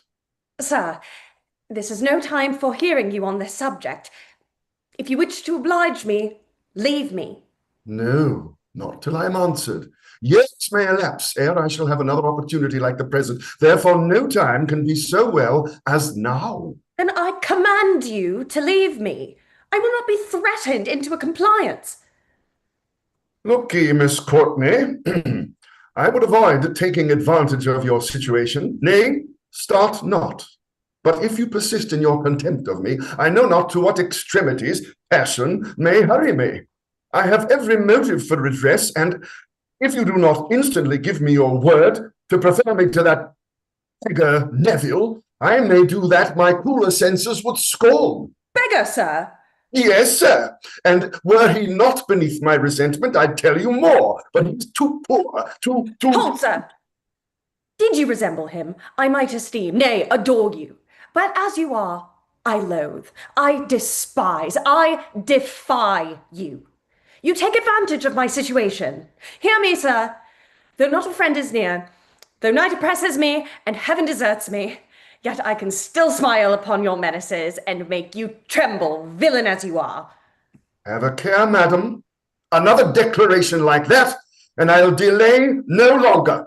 I'll force you to my purpose. You dare not. On your life, you dare not. Nay, then, I am not to be terrified by threats. There. All struggling is in vain. This moment gratifies my revenge. Away. Let me go! Oh, help! Help! Dun, dun, dun, dun, dun. Oh, this burgundy's a glorious liquor. Heyday! Who have we here? Oh, sir, if you have any pity for an injured, helpless woman, assist one who never knew distress till now. Go on, ma'am, go on. Both damn drunk, I perceive. Do not be deaf to my entreaties. Do not desert me. Go on, ma'am, go on. I love oratory and a woman. Gracious heaven, how have I deserved all this? I see, sir, you avoid me. I see you are indifferent to my fate. No, ma'am, you wrong me. But in Italy, observe, we always take these things coolly. Now, sir, will you explain? No, sir, I will not. You're not. No, sir, and I warn you not to listen to the wild ravings of a senseless woman. It may be better for you, sir. Why so, Prince Prettyman? No matter, sir. I shall not be amused from my purpose. You won't, old Pluto, you won't, you. Then, ma'am, observe, you shall behold my mode of fighting. I'll kill him like a gentleman, and he shall die without a groan. You'll be delighted, ma'am. I learned it all in Italy. Come, Beelzebub, are you ready? Steph, I do. But he is drunk. Perhaps I may disarm him. Now, thou original sin, you prince of darkness, come out! Never let her see thy black infernal visage more, or by my life, I'll pulverize you. You see, ma'am, no bad orator either. Learned it all in Italy. Come on, sir! I now, old Sisyphus, push home! But like a gentleman, if you can't, but there is a lady in company. Observe, ma'am, observe. You won't see it again. What? Vanquished talking. You see, ma'am, you see. Oh, Italy's your only country. Now, ma'am, would you have me kill him here, in Allegro, or postpone it that you may have the pleasure of pinking him yourself in Penseroso? Loriville, my deliverer, generous man. No, sir, whatever are his crimes, do not kill him. His greatest punishment will be to live. There then, caitiff, take your sword and your hair. Retire! That black front of thine offends the lady. If you want another flush, you will find Florabelle. Abscond! Sir, you shall hear from me. Distraction. And now, my dear little angel, how can I assist you? I'm very sorry that I can't help it. I'm cursed drunk. And not proper company for a lady of your dignity. But I won't affront you. I mean to make myself agreeable, and if I do not, it is the fault of that place. Oh, this place, and not this. Sir, your conduct has endeared you to me forever. And while I live, your generosity and valor shall be engraven on my heart. Gently, gently, have a care, make no declarations. If you are in love with me, as I suppose you are, keep it a secret. Shh, shh, shh. For at this moment you might raise the flame that would consume us both. Poor creature, how fond she is of me. Any other time I would indulge her, but not now. Oh, you paragon. Angels must paint to look as fair as you. Oh, I'll leave you. Oh, by heaven, it will be all over with us. No, no, don't desert me. Alas, I have no way left but to commit myself to your care. If you could bring him to recollect me, all would be safe. Mr. Floraville, don't you know me? No, would to heaven I did. What? Not Miss Courtney? What? Louisa? My brother's idol? Alas, the very same. Then may I die if I don't get out of your debt before I leave. Where shall I conduct you? I know not. Return to Lady Waitefort's again, I will not. I'd rather be a wanderer all my life. To Lady Walton's there is no excuse for returning, and I know no friend in Bath I dare intrude upon. I have so high an opinion, Mr. Floraville, of your honour that, notwithstanding your present situation, there is no man on earth I would sooner confide in. Can you think of any place where I may rest in safety for a few hours, and then I will set out for my uncle's in the country? Indeed, I cannot. I am a wanderer myself. I have no home, but what this gentleman is to purchase me. Hmm. Uh, you cannot partake of that. What will become of me? Let me see. Ah, I have it. I'll take you to my brother's. She'll be safe there, not a soul shall come near her. Well, Miss Courtney, I have recollected a place where I know you'll be safe. A friend's house that will be as secure. Nay, don't droop. In Italy, we're never melancholy. Oh, Mr. Floraville, what a hazard! What a hazard has Lady Waitford exposed me? To her perfidy I owe it all, but yonder's that wretch again. Pray let us be gone. Beelzebub again. No, no, we mustn't stir. What? An angel fly from a devil? Damn! I'll stay and crush him. Nay, sir, reflect. 'Twere madness to remain. Faith, that's true. I believe it's better to retire. Therefore, Tarquin, adieu. Come, my best angel. I'll fight your battles if I don't sink all your enemies. May I never see Italy as long as I live.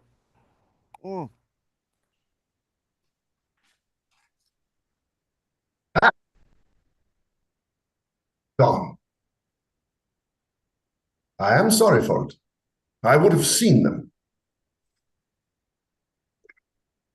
Lady Wakeforth has just left me and treated me like her slave, insulted and derided me. But I'll have done with her forever. I'll be her dupe no more. She has now gone to Neville's lodgings under the pretense of pursuing Louisa, but in fact to see him and prevent his leaving Bath. This I will write to my lord, and then let go him follow and be witness of her infamy. Thus I hope I shall make some reparation for the wrongs I have committed. Prove at last I have some sense of virtue. Act 4, Scene 2, Neville's lodgings, a closet in the back scene, 2 chairs and a table with wine on it, a knocking at the door.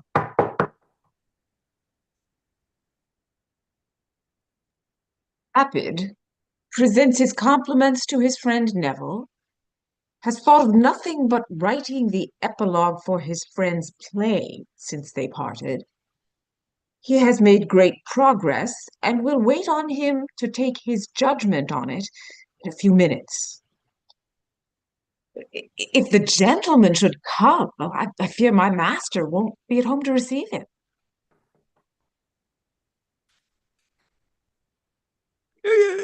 Well, here it is.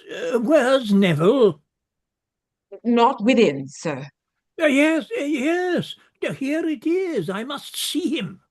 Sir, he's gone out. Gone out? Impossible. Impossible. It's very true, sir. Gone out? Why?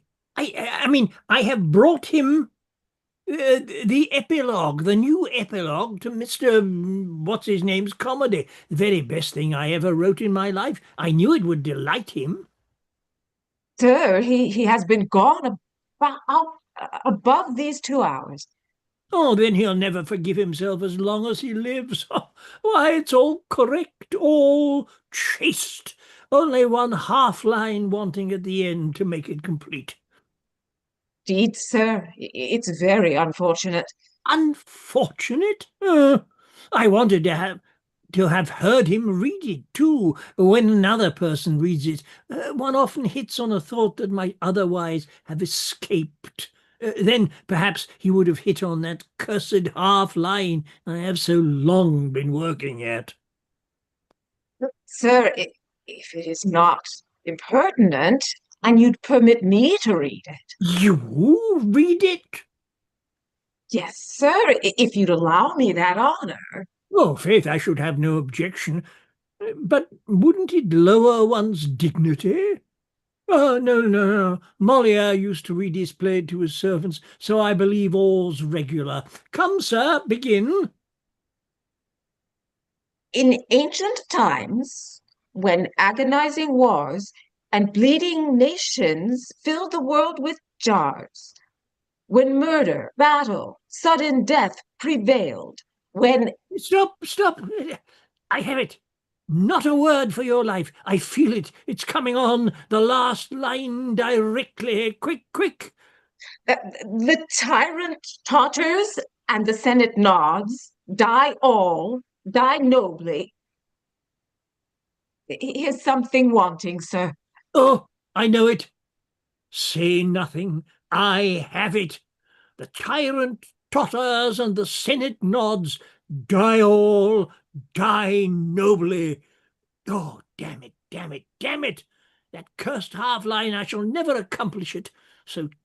All so chaste, all so correct, and so to have it marred for want of one half line, one cursed half line, I could almost weep for disappointment.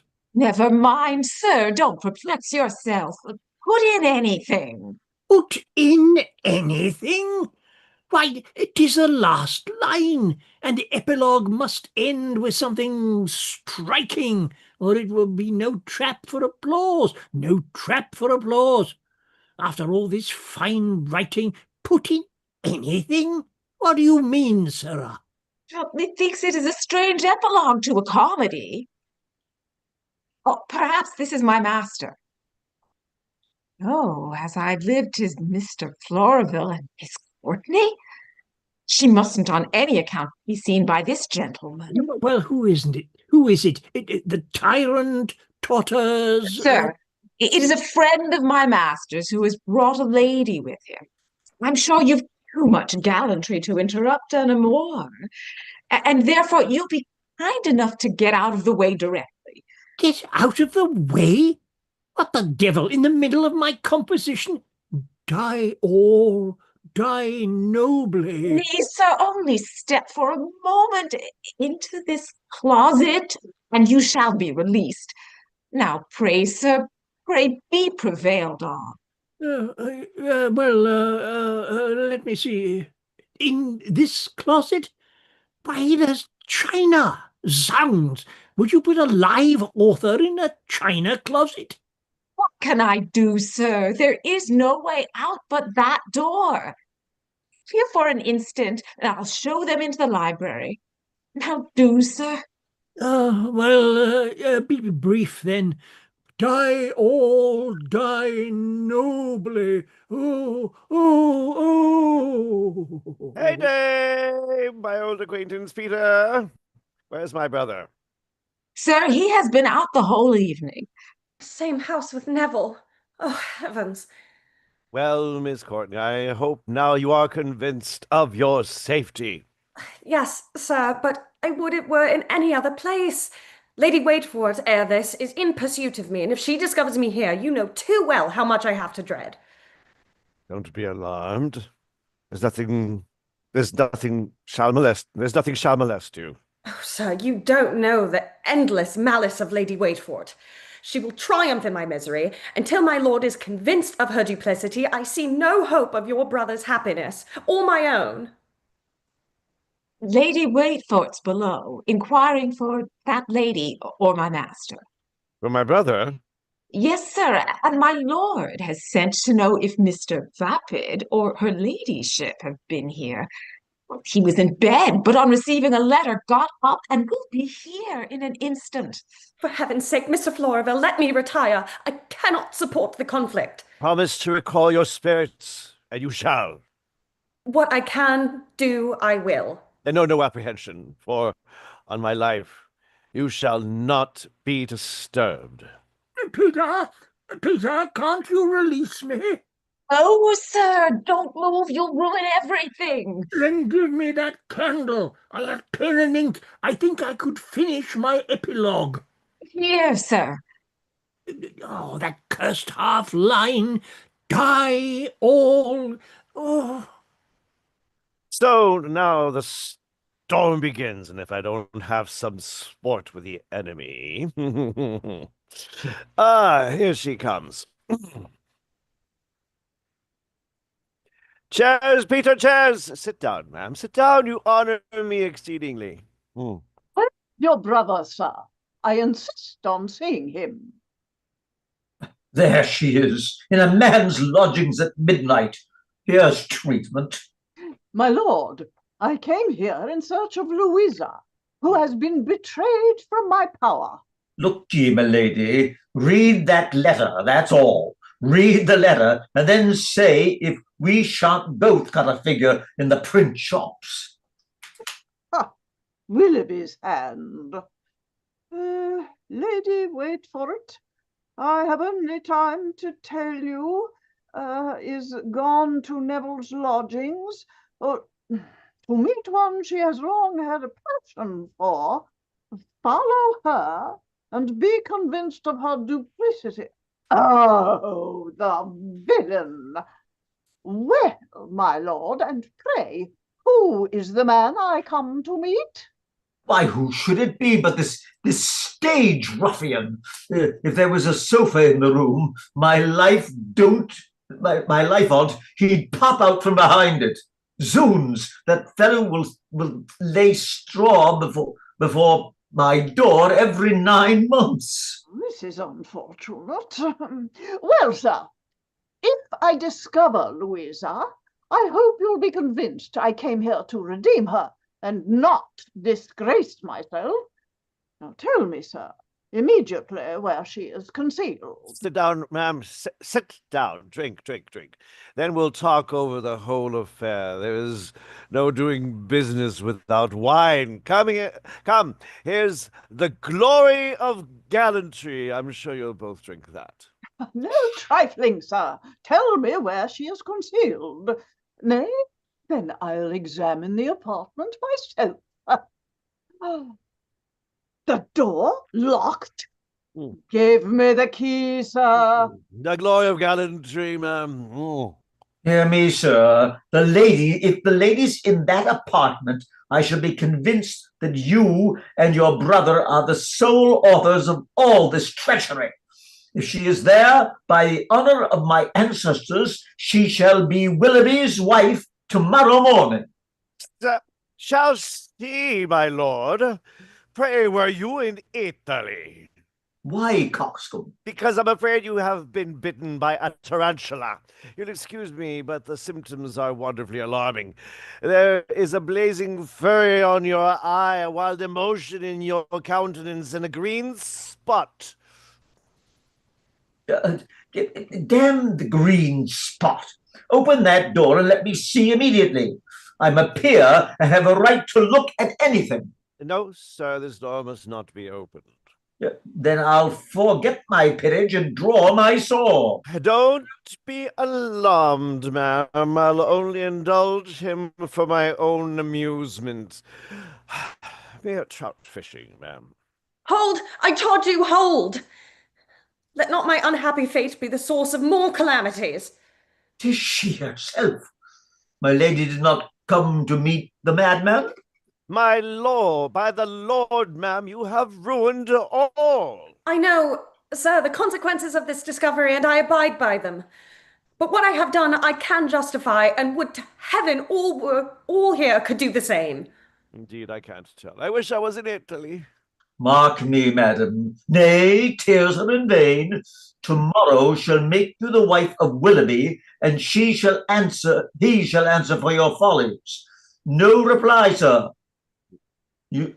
I wouldn't hear the Chancellor. No, flame. Oh, virtue is ever sure to meet its reward. Come to meet a mad poet, indeed. My lord, I forgive you only on condition of your signing a contract to marry me tomorrow and Louisa to Willoughby at the same time. I will, thou best of women. Draw it up immediately, and Neville shall starve for his treachery. Hear me, sir, not for myself, but a wronged friend I speak. Mr. Neville knows not of my concealment. On my honour, he is innocent. If that lady's wrongs must be avenged, confine the punishment to me. I'll bear it, with patience bear it. Let go, I say. Lady Wakeford, make haste with the contract. It only waits the signature. Now, my lord. Look ye, uncle, she's the cause of all this mischief. And if you are not lost... Out of my way. Or noise and nonsense. Don't fancy yourself in the House of Commons. No, we are not speaking 20 at a time. Here, give me the pen. I'll sign directly. And now... And die all, die nobly, die like demigods. Oh, huzzah, huzzah, 'tis done, 'tis past, 'tis perfect.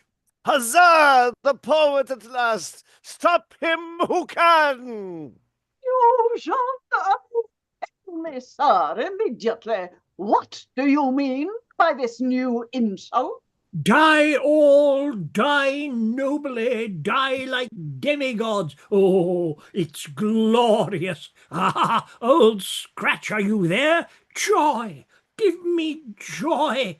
I've done your business. The work's past, the labour's o'er, my boy. Think of that, Master Brooke. Ha ha! Think of that. My lord, I am vilely treated. I desire you'll insist on an explanation. He can't speak, madam. How? Are you going to leave me, my lord? Faith, this mustn't be lost. Here's something worth observing. Oh, I shall burst with rage. Mr. Vapid, I desire you'll explain how you came in that closet. Why, don't you answer me, sir? Oh, your pardon, ma'am. I was taking a note of the affair, and yet I am afraid. Oh, what are you afraid of, sir? It has been dramatized before. It is certainly not a new case. Insupportable. But I take leave of you all. I abandon you forever. I shall go wild. I follow his lordship. Virtue is ever sure to meet its reward. Now, Mr. Vapid, tell us how you came in that closet. Oh, faith, I can't. I believe the servant hurried me there on your approach. And then you didn't come to meet Lady Waitfort? Meet Lady Whitford? No, I came to read my epilogue to Neville, and a wonderful production it is. The tyrant totters, and the Senate nods. Oh, what a strange fatality of circumstances has her character been exposed. But vice often finds its punishment for a crime it never committed when it escapes for thousands it daily practices. Well, Miss Courtney, I hope now your apprehensions are at an end. Yes, sir. I shall remain for the short time necessary to prepare for my journey, and beg I may detain you no longer. I'm afraid I've already been a great intruder. No, you have been the occasion of more happiness than ever I experienced. But you won't leave Bath till you have seen my brother. Oh, I have been cruelly deceived, Mr. Floraville. I have injured your brother so much that I wish. I almost dread to see him. Then I'll go in search of him. And if I don't reconcile you, come, Mr. Vapid, will you walk? Oh, with all my heart. By heaven, you are an honest man. Madam, good night. If I can be of any service to you in the dramatic or any other way, you may command me. Aye, I'll answer for him. He would die to serve you. I to serve her? Aye, die all, die nobly, die like demigods. Act 5, Scene 1, Lady Waitfort's apartment. Mr. Vapid not come yet, Letty? No, ma'am. But the servant who found him at the tavern, it says he would be here immediately. I protest. I'm almost weary of them all. Oh, say who's there? Mr. Vapid, at last. Now, pray your ladyship insist on his explaining everything to my lord. Yes, but vilely as he has treated me, I must still be calm.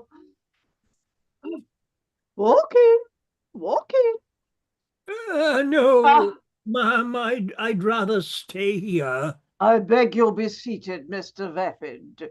I have something of consequence to impart to you.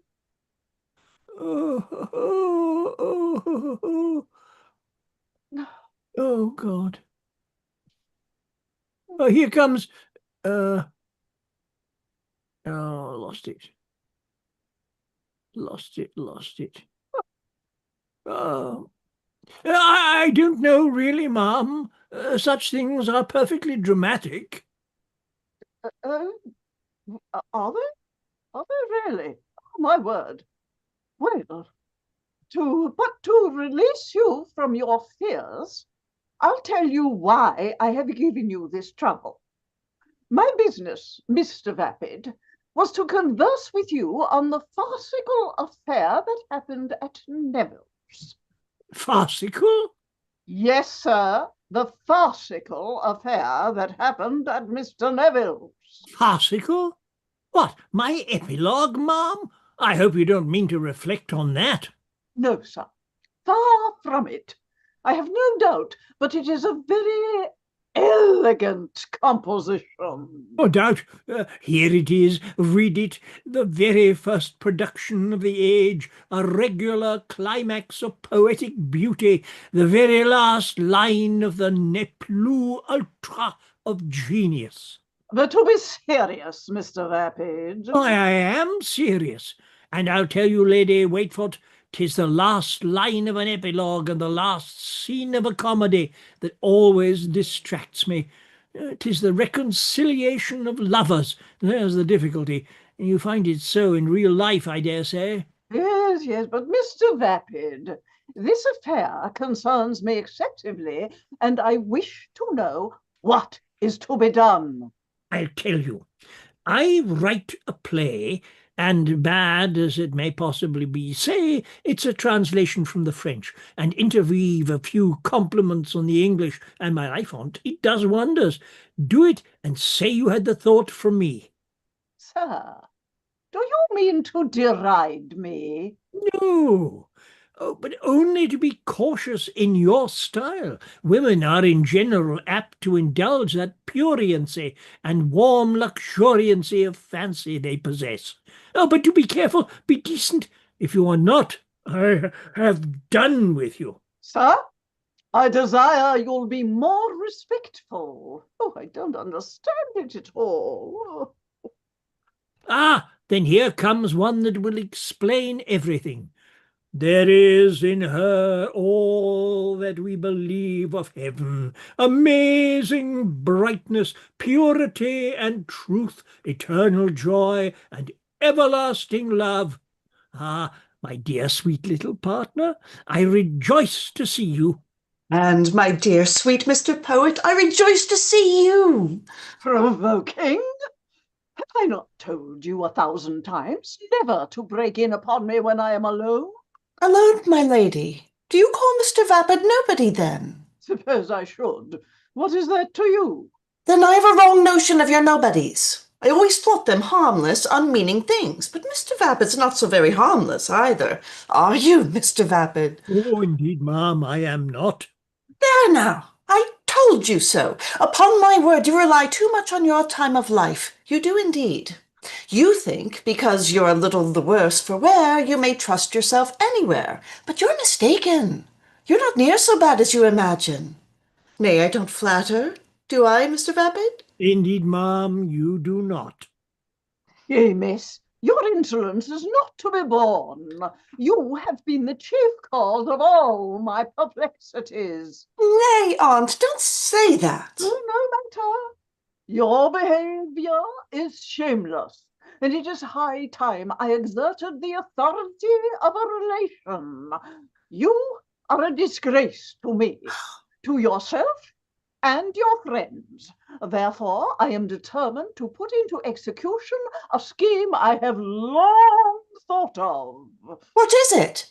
Something pleasant, I hope. No, you shall retire to a convent till you take possession of your fortune. A convent? Oh, Lord, I can't make my mind up to it. No, don't. Pray don't think of it. I declare it. It's quite shocking. It is a far better place than you deserve.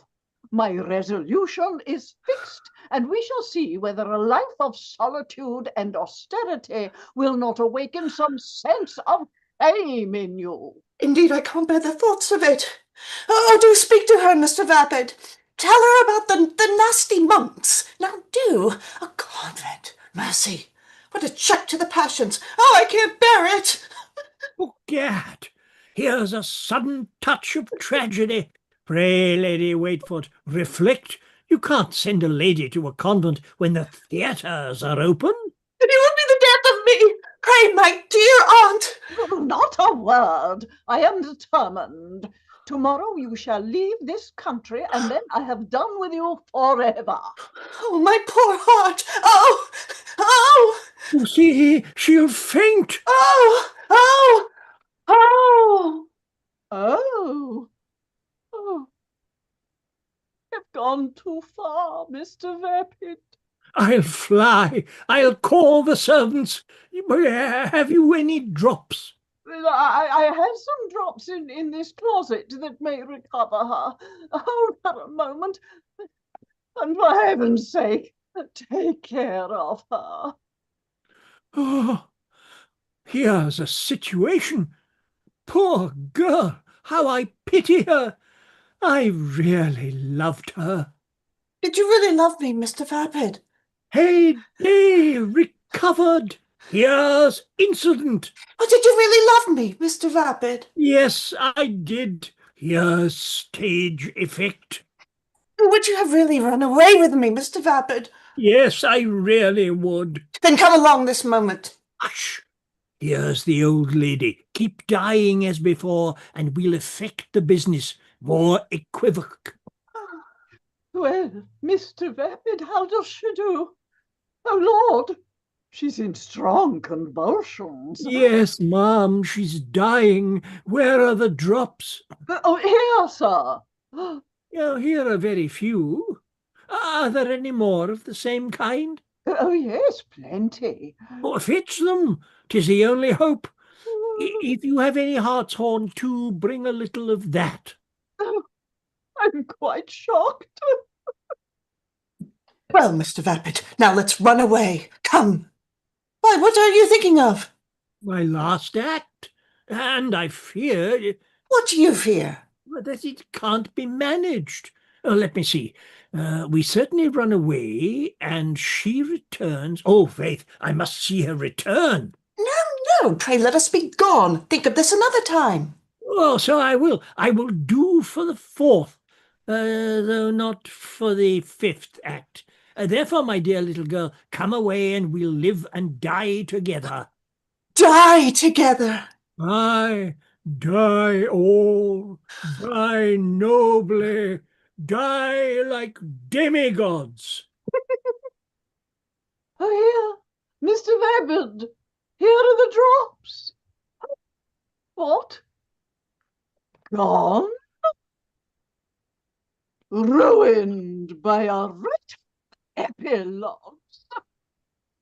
Oh, I shall burst with disappointment. Scene 2. Another apartment in Neville's house. In the back scene, glass doors with curtains. Enter Louisa Courtney.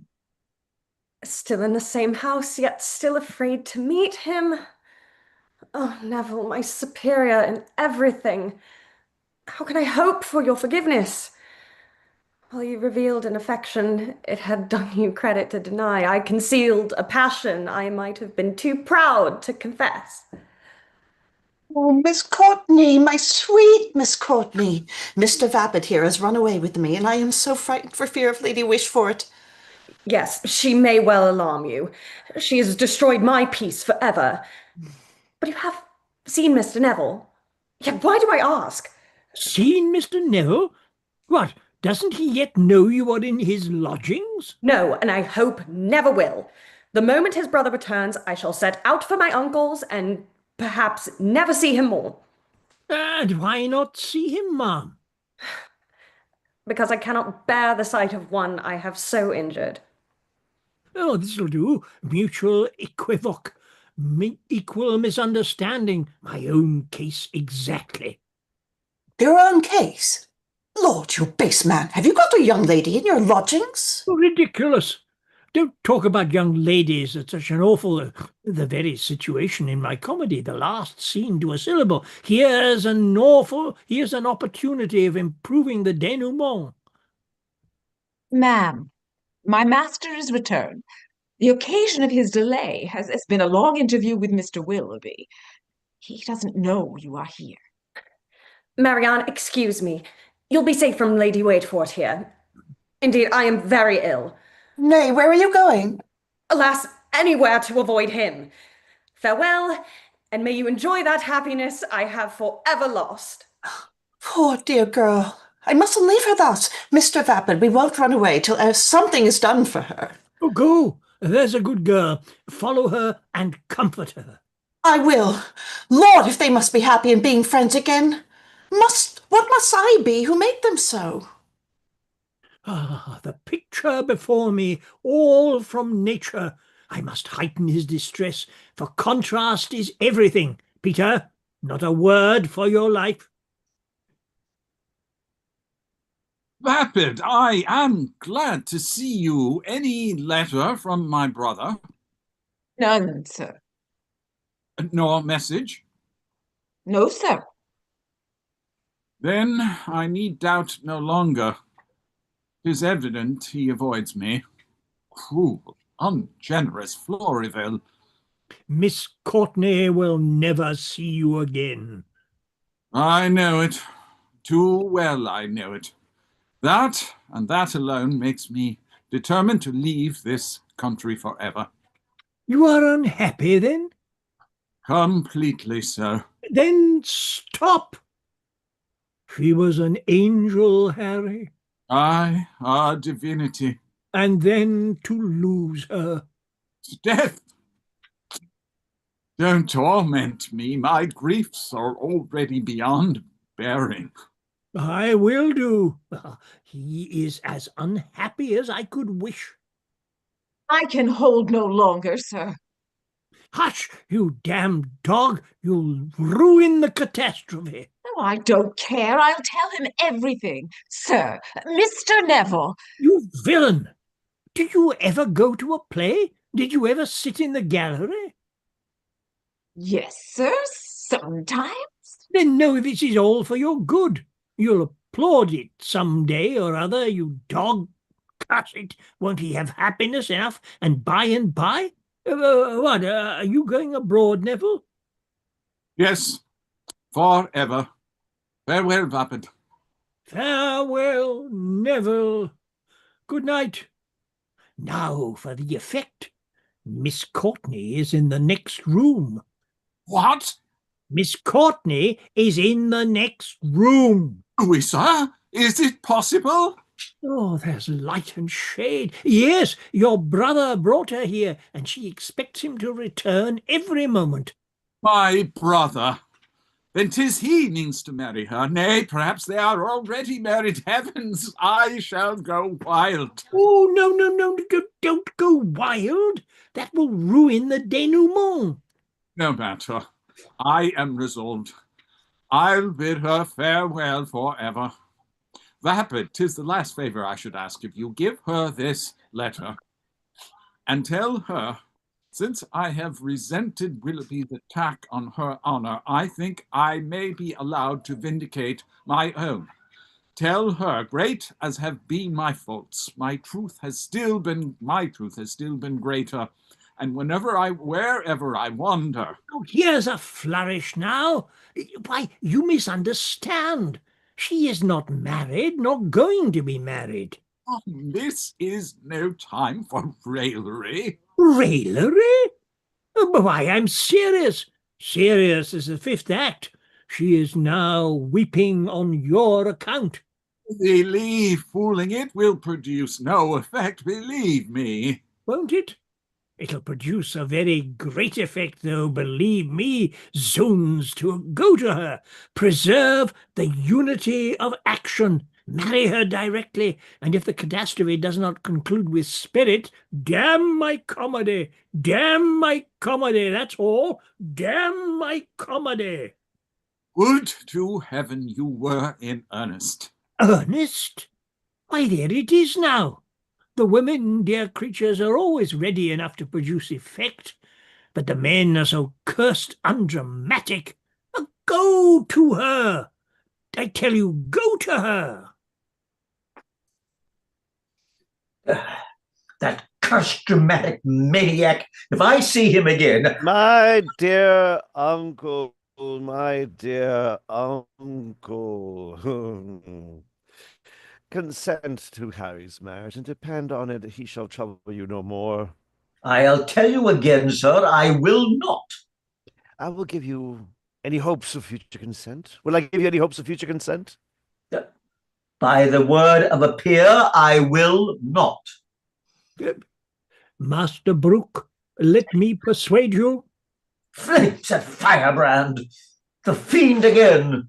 Give consent, and I'll give Neville a fortune. He shall have the entire profit of the different plays in which I intend to have the honour of introducing yourself and the old lady Hurlothrumbo. Oh, that I was not a peer. If I was anything else, but thank heaven, Louisa is averse to the match than myself. Is she? Yes, she knows his falsehood and despises him. What? You are confident of it? Out of my way, sir. I'll not answer you. I'll go take her to town directly. Out of my way, sir. Stop! You are wrong, Master Brooke. She's in that room. Where? Behind me? Yes, there. Now for it. What an effect.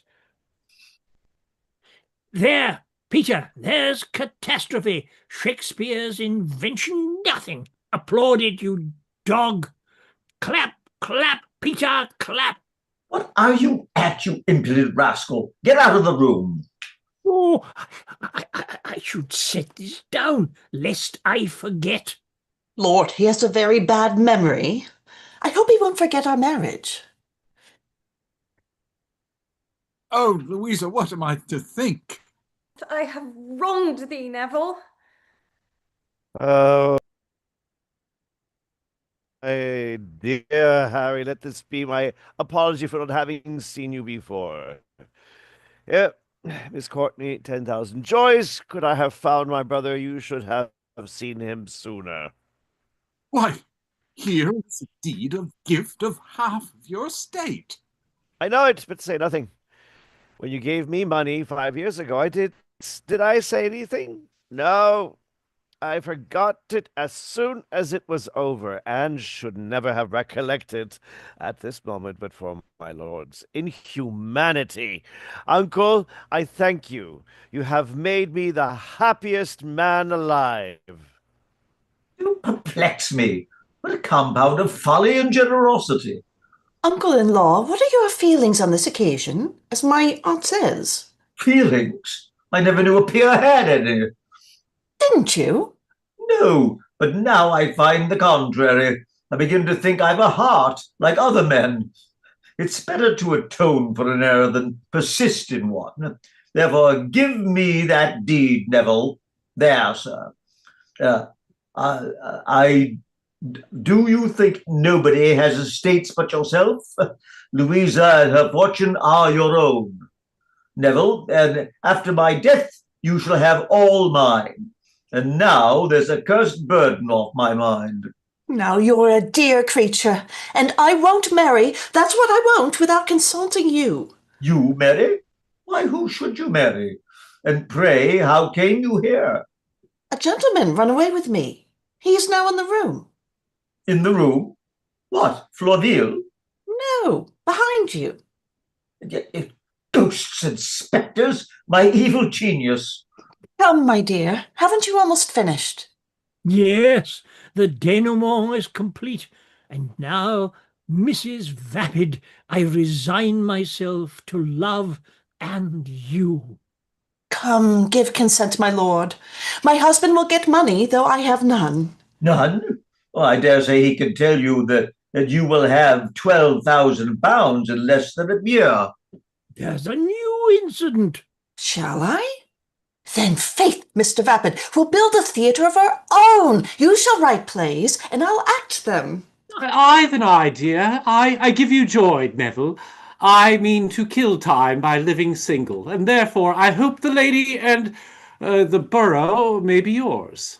Mr. Henri, I hope you'll forgive me, and Sir Harry Hustle, the fatigue we occasioned you.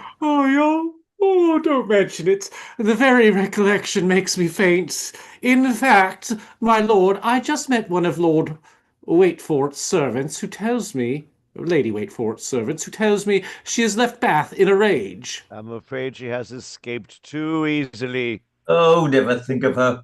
I can answer for her punishment being adequate to her crimes. Willoughby has told me all her schemes, and if ever I hear her name again, may I lose my peerage and dress like a gentleman. My lord, I've an idea. Sir, I beg your pardon, but really, if you have an idea, I will trouble you to spare it me for my comedy. In fact, I don't comprehend. I have read your Die All epilogue, and Oh, then I don't wonder at your having ideas. Oh, poor fellow, he's always talking about what he never has.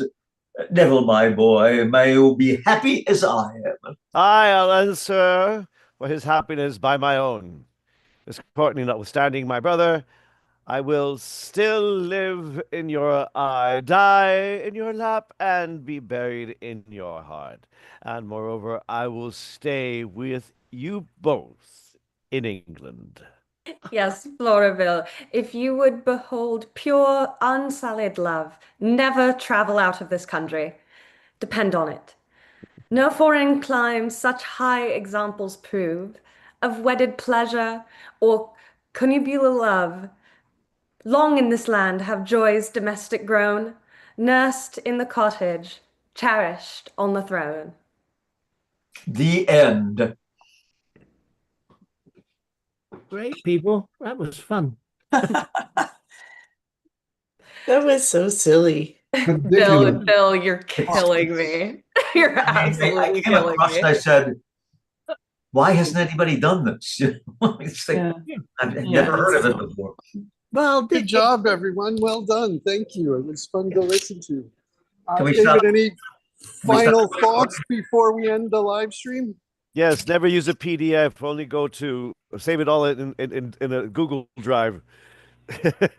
yes, apologies, Paula. I hit the wrong button and my thing jumped a page and I had to scroll frantically back. Well, it wasn't that Forgive me for far not off. finishing my line in Act It was 1, easy but I to was find. Yeah, Can, I was scrolling down. The thing didn't want to stop. And it's like, wait, where? I know. can we just hold a minute while we get the recording stopped so we don't? Yeah. Just want to say thank you. And the Instant Shakespeare Company always does lots of readings, both at the libraries and on Zoom. And one of the exciting things we've got coming up in a couple of weeks, 3 weeks, we're doing Liz Estrada 2025 by Alan Hufstadter. We'd actually done a reading of it. Bill, you were in it a few years back, and now he's updated it. And so, yeah, if you're interested in participating in